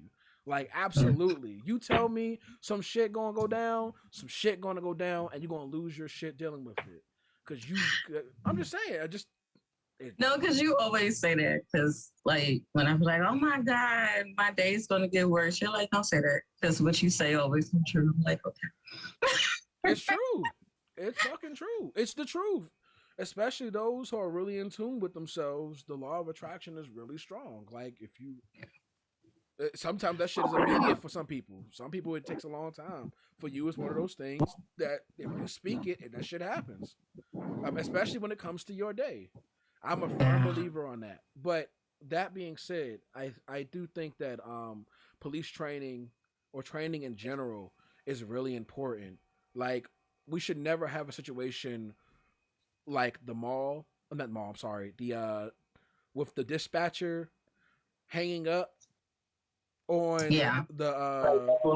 girl at the supermarket. Yeah. That we should never have. That should never been reported. Like, I mean, I'm glad it was reported, but we should never be in that type of situation where that's the. But I couldn't understand that situation because I'm like, I thought that the dispatchers were trained that if somebody is whispering, that means they're definitely in fucking danger. But understand that also that's also I talked about the states' rights too, because I believe that police are trained in different districts differently because they don't have to, like, someone who lives in training is universal. I get it. I'm talking about dispatchers, not police. But the dispatch.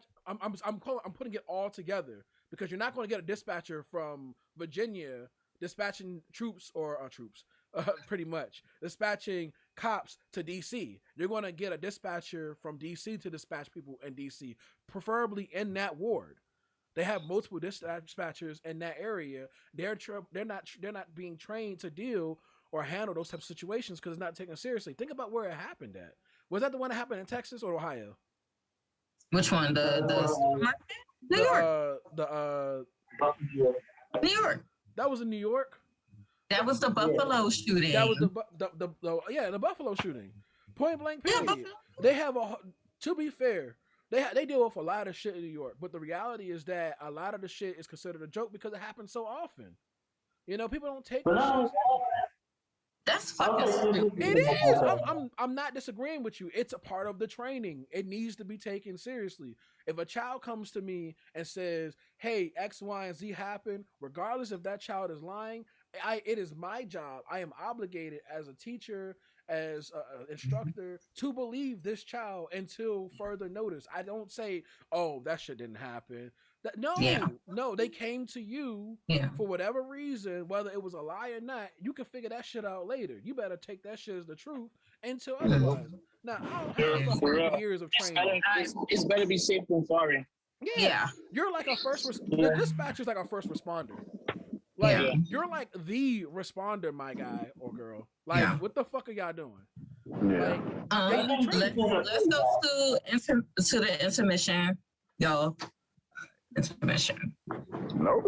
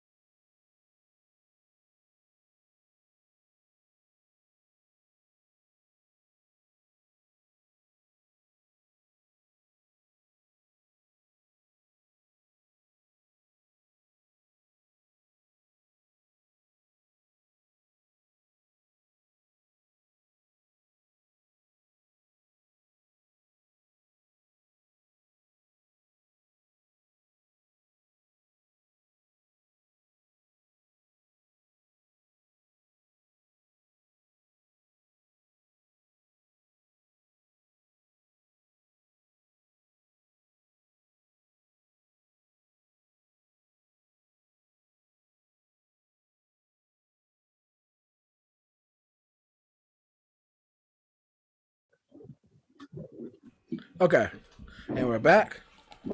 So, the one thing I want to say, like I said, it going through my head when I think about the dispatcher is, the only way if I'm not gonna if you're gonna tell me this person is competent, then I have two ideas or theories going through my mind. One, she saw it was some bullshit or some real shit, and then want nobody in her police force to get hurt, so she decided to make the call to not call nobody because she didn't want to take it seriously, like because whatever reason. Are we live? Yes. Getting older to care, bro. And or two, She believed she did take it seriously, but her response was ill professional. It did not put anybody in a place that could make them feel like help was on the way. Right. So, but I know Glenn said that he has something to talk about that dispatcher. Please elaborate. Yeah, not that particular dispatch situation, but I deal with dispatch a lot, doing security. And it was last week actually that really blew me how it was handled. So in the command center, we're technically, oh, come on. Oh shit! I knew that was going to happen. Darker than black. Watch the anime, folks. So in the command center, we technically are not supposed to have our cell phones. Okay. And I mean, I don't care what anybody says. I don't care how good you are. You're not going to remember every address of every block that you have to patrol or you have to watch over. So I'm trying to give her the address of a serious situation that's going down.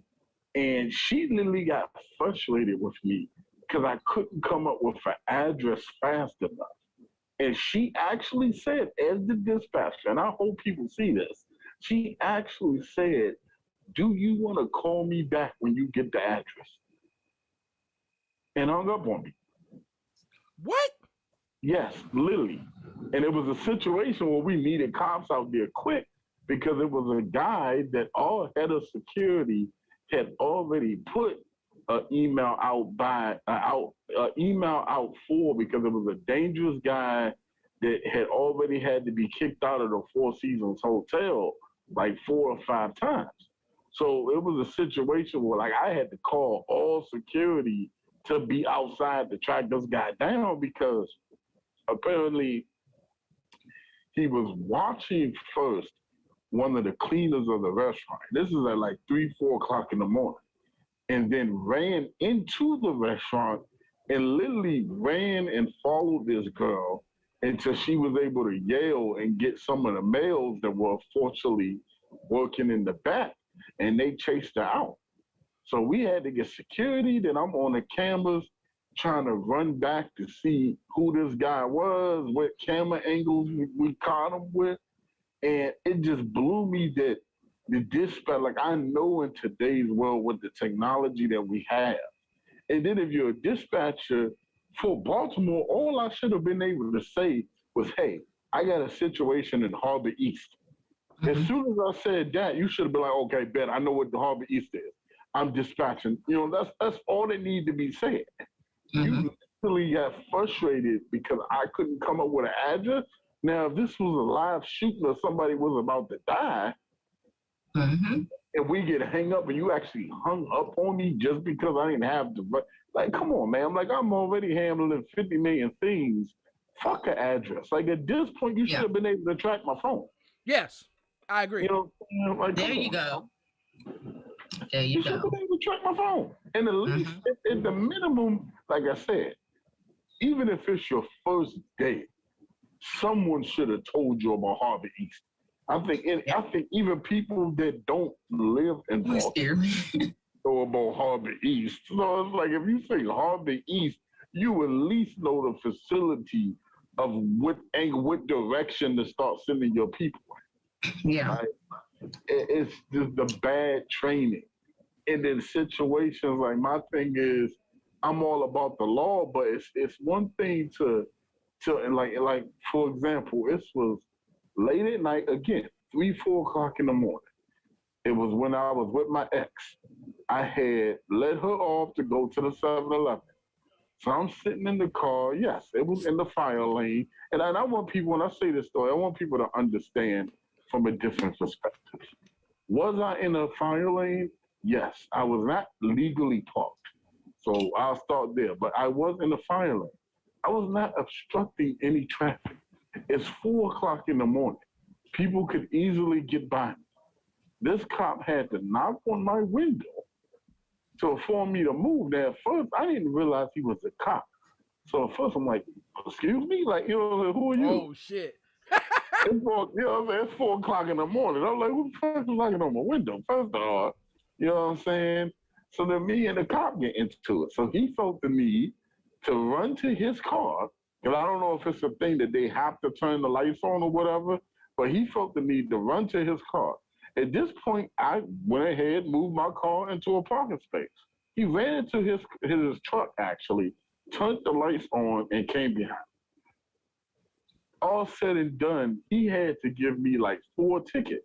And I can be mouthy when I know that I'm right, and my street smarts have told me I'm not fearing nothing, like this cop is about to shoot me. But I told him, I was like, "Are you happy? Like, did this make you feel more powerful? Because you had to give me a dumbass ticket for something dumb because your ego was hurt, because what you wanted was a yes, sir, let me move right away. What you got was my girls in the store about to come out. Like, why are you tripping about me being standing in the fire lane for a second?" What like, you just said, it resonates with what I was going to say next. But on that note, I'm very happy that you got out of that peacefully. But sir, I need you. We got to do better, because the one thing I learned from being black was I learned from the Sandra Bland shit. I am of the mindset that if she hadn't mouthed off that cop, she would still be alive today. You right? She would. She would. Still not, like, think about it. That's why people. It's not right. I'm not saying it's right. That's why I stand so strong on it, because no matter what anybody says, at the end of the day, when someone has the power because they feel like it to take your life because they go if you know that, if we know that's how they can be, not how they are, but how they can be, then why give them a reason? On that note, white people do all the time. White people mount off the top all the time. They get in their face, they spit at them, they talk all this shit. And like, they will still kill a white person, but like, statistically, it is far way lower than when they kill a nigga. Right, and I 100% agree. I would say in my case, it's 2 things. 1, I'm not scared, and I really don't give a fuck. But 2, I can read the situation too. Like, I can read and know. And the funny thing is, half of my bad situation with cops were black cops. They wasn't even white. It was one situation that I had, and that makes me even more angry that it's black cops. Of course, it's not even hard on us because we're black. But that's the thing. Be hard on us about stuff like that. Hey, like the only time I had a situation with a white cop, and in this case, I was wrong. I was driving an unregistered car. The license plate that I had, well, it was a whole rack of stuff wrong with it. And the only reason was because I had just bought the car. So I had just left the studio. I had dropped my friend off at Greenbow Station, which everybody knows about Greenbow. You just don't get caught in Greenbow doing anything wrong. PG period. Just PG in general. You black and PG, don't fuck around. So what kills me, it was the actual Metro cops, which makes me even more mad. And the only reason they pulled me over is because the back license plate was in the window.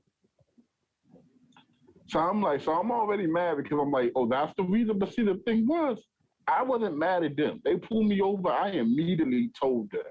I was like, hey, the car is this and this, and this is this. I was like, I'm going to keep my hands on the steering wheel. I did everything right. But this white cop that was with a black cop just kept going off. Oh, you this and that. Like, really tried to demean me and make me feel. I was like, hold up. So it got to a certain point. I'm like, hold up, dude. Like, you going to talk to me like a regular human being. Like, I'm telling you, I was like, first of all, y'all stupid for even pulling me over because y'all Metro cops. Like, y'all pulled me over for some license plate in the back. Like, I went off so bad that he was about to write me up for some more tickets. The black cop actually pulled me to the side, calmed me down, and was like, hey, look, I'm with you. I know this is bullshit, but we got a job to do. Your stuff is illegal. I was like, I understand. I'm just not going to have him talking to me any type of way because he got a badge on and he thinks he can do whatever he wants. And that's my issue. I'm down with getting the ticket. Just, it's about respect.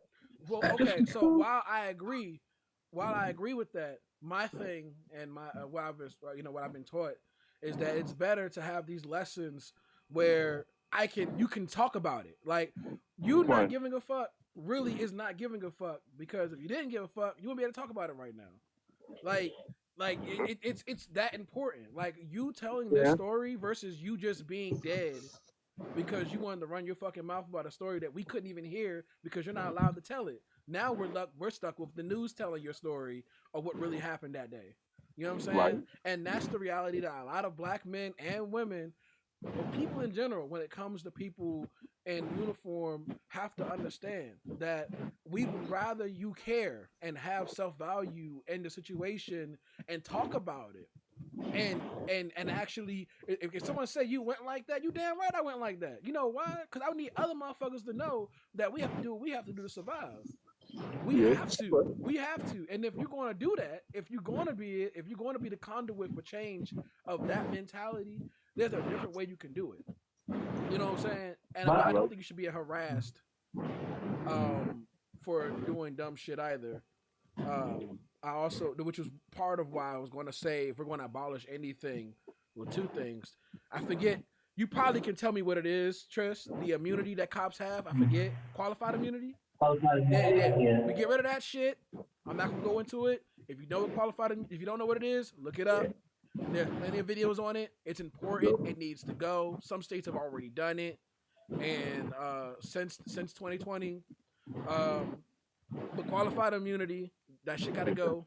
I agree. And they need to get rid of this. They need to get rid of this point system.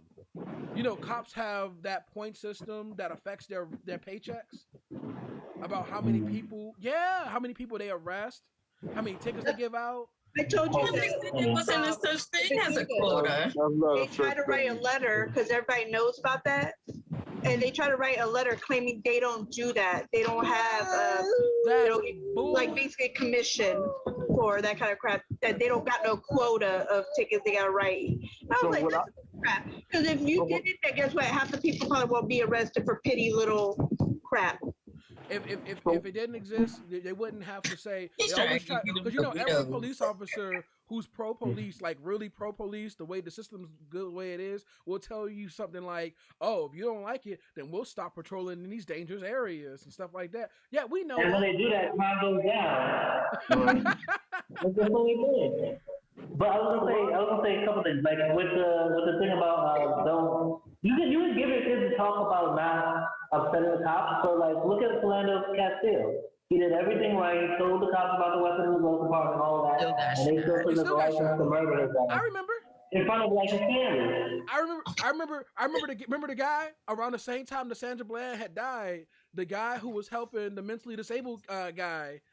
They thought that he was assaulting him. Yeah. And he laid down on the ground himself. They knew he was his mental health specialist. They knew. But they still shot him. They still shot him. They don't care. Like as long as you piss them off and you're not following the orders the way they want, which is again another reason why like autistic and mentally ill people die in such high numbers when it comes to like interaction with the police. But let me say it like this. The New York shit happened. The New York shit was so tragic with the deaths that happened there from the police officers that they were nervous. We made such a fuss about it that politicians couldn't even ignore it and do what they normally do and throw shit at us to have us say, hey, look, gay people doing shit. No, that's not going to work. Gay people on board with this shit too. We need to abolish the police. No, defund the police. No, what about states' rights? Yeah, we don't care about that. The state has the right to defund the police. Please defund the police. Like everybody was on the shit to the point that the police precincts were making responses like, well, if you do this, we're just gonna let crime run rampant and we're not gonna do anything. When we learned about qualified immunity and how that had aided in what's her name? Breonna Taylor, her shooter not getting convicted after all that shit. We were like, qualified immunity because she got shot. The same cop shot somebody but didn't shoot them the same way. And qualified immunity protects them. Well, that seems like that needs to go. With Breonna Taylor, the only cop who got even charged or anything and all that was a cop whose bullet went into a whole other building. So they didn't give a fuck about Breonna Taylor dying in that building. They're like, oh, well, I guess technically this other situation, we'll charge that. The easier thing to get the fuck off of. Because remember, prosecutors work with cops all the time. They're not trying to go after cops when it comes to these types of crime. That's why only 2% of cops with brutality and killing cases ever even get indicted in the first place. Absolutely. But what I actually said on my notes was, I said, take away the point system that justifies their paychecks. It forces police to put themselves and their financial stability in front of their job to service the communities.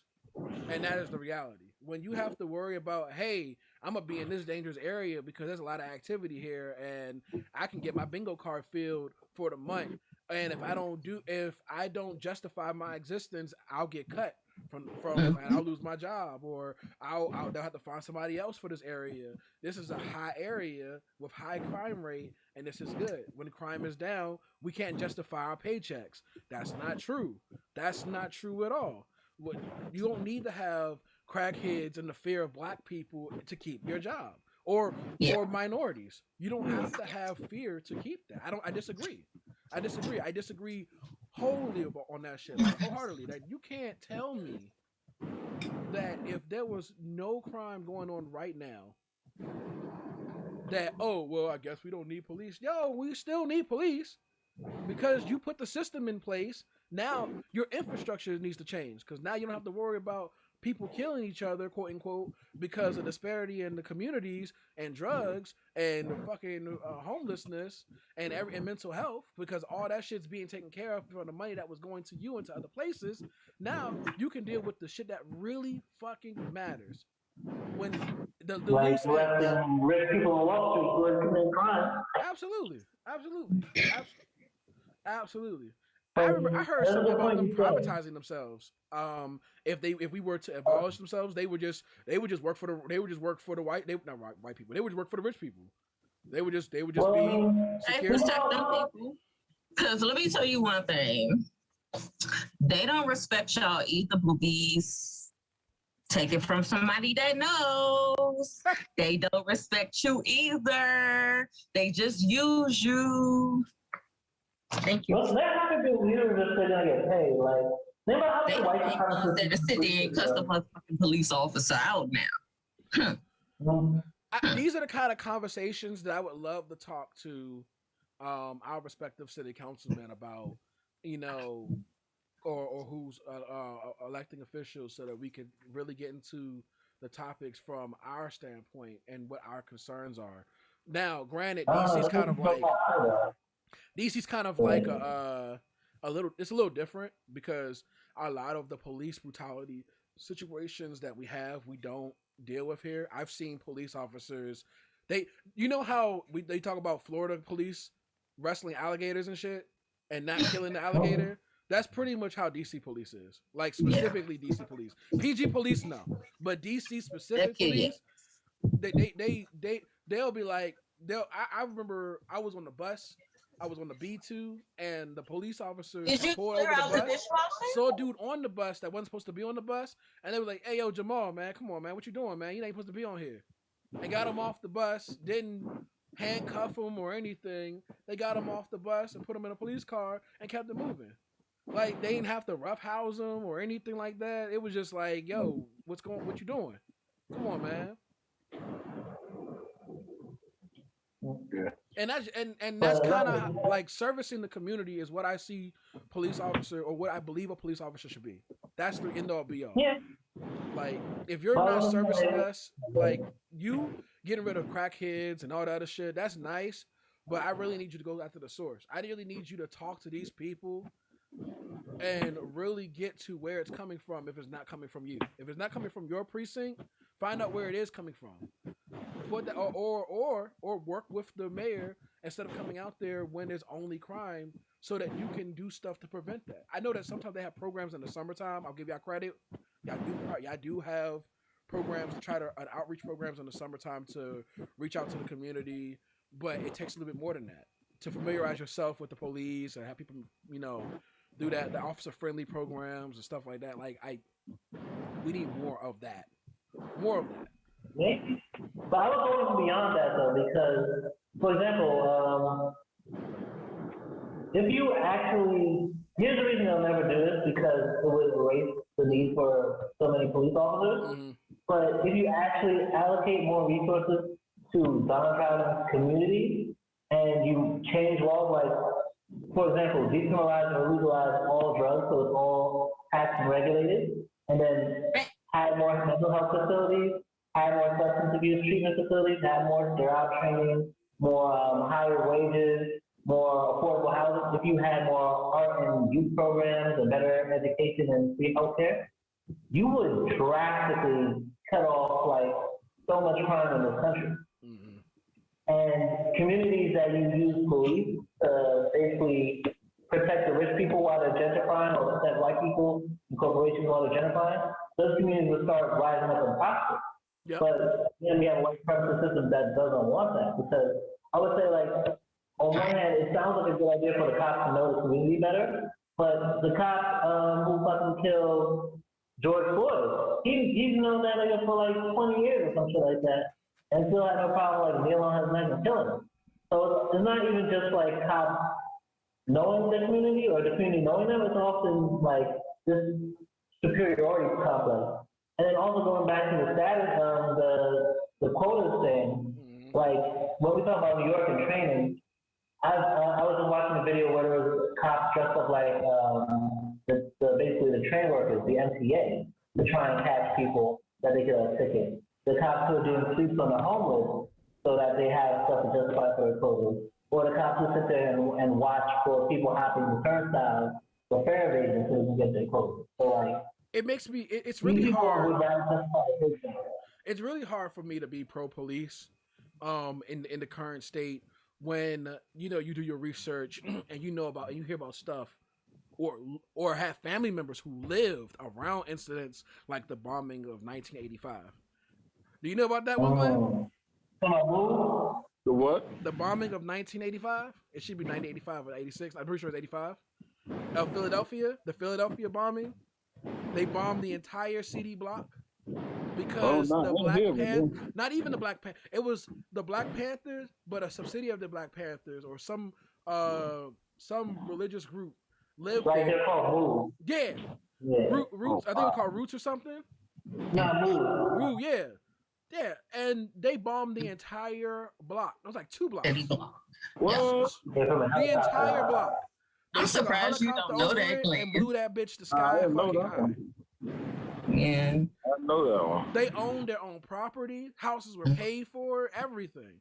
Mm-hmm. Literally, black success. They decided to just blow it up. Nope. So my cousin was just being born around the time that happened, in a hospital not far from it. The hospital no longer exists. It's a graveyard now. But yes. Yeah, no. It's just crazy. So when I hear shit like that, or a more relevant example of policing controlling black folks, or controlling the area around black folks, or how they live, when MLK was still alive, and they talk about how he traveled up to Chicago.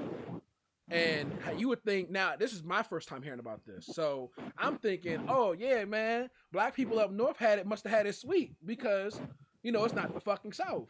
When in actuality, they were fighting for crumbs, because they had created the redlining effect, and it was taking mad effect in Chicago, really fucking bad. We're talking about families, whole families were stuck in just this one little square, which of course, when you have lack of space and resources, the crime rate goes up. And what did they do? They let the city officials deal with it, and the police were just like, well, I guess we have a job to do. We got to control these black folks from robbing other places.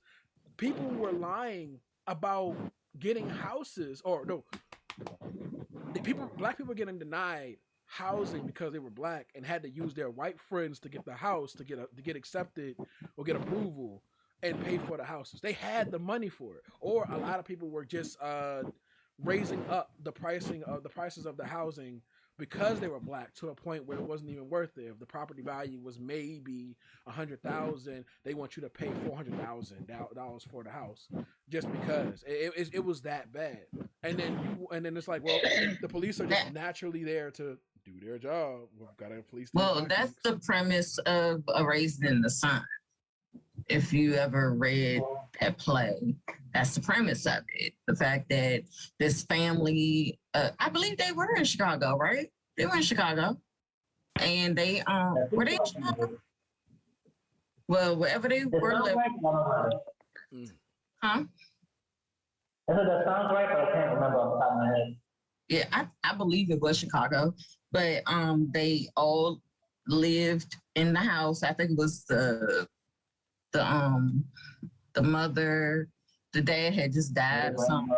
They left them like the money, and he wanted her to like fund some little pyramid scheme, and she was like, "No, I'm gonna buy this house," and he was pissed. But I'm like, that was the premise of it. You know, they really didn't want them in that neighborhood, but they got the house though. But okay, it was just a one in a blue moon chance that you could even get it, and all these. But she paid cash. No, I get it. Yeah, yeah. I'll even give you one better. My mentor, when I was younger, paid for his Cadillac in cash, and they looked at him like he was a damn drug dealer. He just wanted to see what would happen if he paid it in cash. What was the process? Would it be faster? Would it be easier? He never experienced what it was. And they had to do all kinds of background checks and everything. They pretty much treated him like a criminal, getting this damn car because he was paying it in cash. Like, what sane person walks around with enough money to buy a Cadillac? Yeah. And that happened to me. I was trying to get $5,000, and the guy's like, "We can finance you." I was like, "But I have the cash." Like, he's like, "Oh, okay. So whenever you do get enough cash, come back." And I was like, "I have it right now." So they completely like trying not to sell me the vehicle because they really thought I didn't have the money. And I'm like, so my husband, he went up there and he's like, "Hey, I got the cash for this vehicle. Can I get it?" They're like, "Oh, yes, sir. You could get it. My husband's white. Eyes and blonde hair, and they got in the car. I kind of figured that. So, and I guess a lot of when it comes to policing and our democracy and country, we have to get rid of, if we're going to retrain or break down anything, we have to get rid of the underlying systemic racism that is under all of these practices, from the police training to the housing. If we start getting rid of some of these systemic racist principles and practices, I feel like a lot of our current issues, would be solved, because we're not just giving jobs to a certain amount of people. We're not just getting resources to a certain amount of people. And I'm not saying that we don't have resources, but if I shouldn't have to rely on Section 8 housing for your politics just to get by, because it's convenient for you to say that, hey, people can't afford to do this, when in actuality you have the power to actually change that and make it so that I can afford to do stuff without your help. But you'd rather have a reason to exist, because I guess the government, to a degree, has proven, at least through COVID, that what do you do? I feel like, if you've ever seen that cartoon parody of Nick Fury, it's an old Avengers one, and it's like, and it's really it's like the Avengers are fighting. No other Avenger movie is out yet. It's only the first one. And they're just like, Nick Fury, they asked Nick Fury, like, yeah, what do you do? Because he's just always behind the desk, and he's like, yeah, man, good job, Tony, you doing great. And then when everyone's getting their ass kicked and fighting people and doing whatever, they're like, where the fuck are you? What do you do? I got the hell carrier. I do this. But what do? You don't do shit. You don't do anything. You're not out there with us. Fucking Iron Man's arms falling off and shit. It's just like, government, And I was saying it throughout the entire 2020. I said if the government wanted to prove, if our federal government wanted to prove itself to do anything remotely close to doing anything that we need to, in unification with everybody else, this would be the time to do it, and they didn't do it. We had to deal with state. They'll never do it. Or they couldn't do it. We had a whole pandemic and they did nothing. Like Obama, like Biden is looking down at like the Democrats being slaughtered in Congress when midterms come. We're looking down abortion being fucking eradicated. We're looking down like fucking an entire fascist movement taking over. The Trump will take over. Like, if he steps down, it's just Kamala, who basically no one likes either. So like, we've set ourselves up to fucking fail, all to just get Trump out. It's like we destroyed our entire deck just to take one nigga out, and these niggas are still getting powerful on the other end. And with or without Trump, they're still gonna fucking mosh pit our fucking asses. And instead of like, you know what, we should, I don't know, bring back fucking $2,000 checks to niggas. I don't know, we should, I don't know, do something that will make niggas want to vote for us. No, I want to say that we already knew that he was a transitional president. Like I'm hoping, I'm praying that AOC run for president. You know, I would love AOC to just say, "Hey, yo, I'm gonna do it," and actually do it, because that would be nice. We need, the reality is that we need people. Well, either that or somewhere else, somewhere higher than what she is, because the reality is that the seats of the Senate need. We're not 35 yet. She can't be 35 that year, maybe. No, she's. I think you have to be 35 to. It's 1990. When you put your hands up. You said you had to be 35? You have to be 35 to run for president. Mm-hmm. Okay. Yeah. So yeah, she can't run. So we need people our age filling these seats. The reality is, like I said, going back to the 2-year thing, is that we have people who just go uncontested, who are just old as fuck, collecting a paycheck. I think that's because a lot of people think that you have to go to law school or know so much politics and stuff in order to get a seat, or in order to, instead of just knowing what they want to back up and actually speak on what they think is wrong with the system and try to tell people their ideas of ways to try to fix it. Not promise that they can't fix it 100% or fix everything, but say that be honest about, like, I know my edges ain't gonna be perfect every single time, but I can promise that Queen Pedii that I will do it, try my best with it.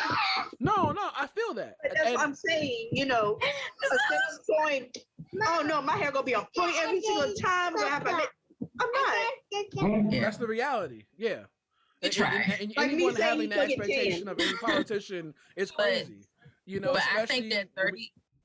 The age of 35 isn't really more for, they've gone to school and all of that. It's more about life experience, because they want to make sure that you have maturity. Not live, because a lot of these politicians don't live our lives. I understand that. But what I'm saying, you know what?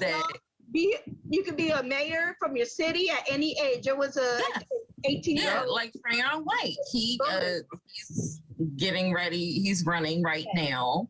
So, but my thing is, they want you to have life experience, have maturity. They want you to be able to write your own biography to say that you have life experience and maturity. Money to back it. Yeah, let's be real. You gotta have enough money to have somebody. Mm-hmm. Look at our Ronald Reagan, and look at and don't forget it. At the end of the day, it really is about money. It is. Like, can you afford? Like, they do want you to be a that, but they do. Obvious. Who are you going to sleep in bed with? Are you going to go over here, or are you going to go over there? Who are you going to bribe and say, I will do this for you? Mm-hmm. Yeah, I get it.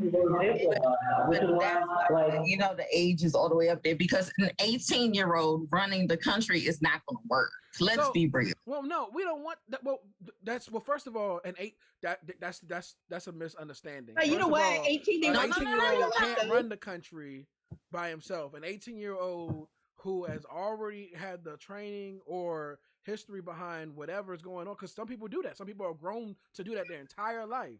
Some people. Okay, well that's different. But I'm talking about like a regular. No, you said 18-year-old. A regular. I think a regular 18-year-old. Let's go and regular 18-year-old. You put the country's life in the hands of a regular 18-year-old. Are you talking about? Are you talking about I would put my country's life in the hand of a bunch of 18-year-olds versus what we have. Why is it he? I would put my life in the hand. We are okay with having 17-year-old in our military that can't drink. Yes. But we cannot have somebody run our whole country because they're 18-year-olds, 17-year-olds. Wait. When did they start putting 17-year-olds in the fucking army? Yeah, you finish high school, you can. With your parent permission, yes. Yes. But that doesn't matter. That doesn't matter at all. Because even if you raise it to 18 and stick it to 18, they can still defend our country, but they're not good enough to run it. They could be a foot soldier in front of a gun, but can't run our country. I'd rather have a handful. I didn't even know. I would rather have a handful of 18-year-olds than what we have right now. One of the things before y'all sit here and take this to heart, let me say this. I can do an 18-year-old in the Senate. That I could. Or the House of Congress. Yeah, we are running. Actually, you know what? We can do this next week. Because it's 11:32. People got to go to bed. Let's do K-pop. Oh, yeah, I did want to talk about that. I did want to talk about She's like, I want to do that K-pop. I'm ready to go to bed, but I want to talk about K-pop. Okay, I'll let you do the K-pop. I'll probably zip out there because I don't know shit about K-pop. Yep, same with me too. Hey, it might be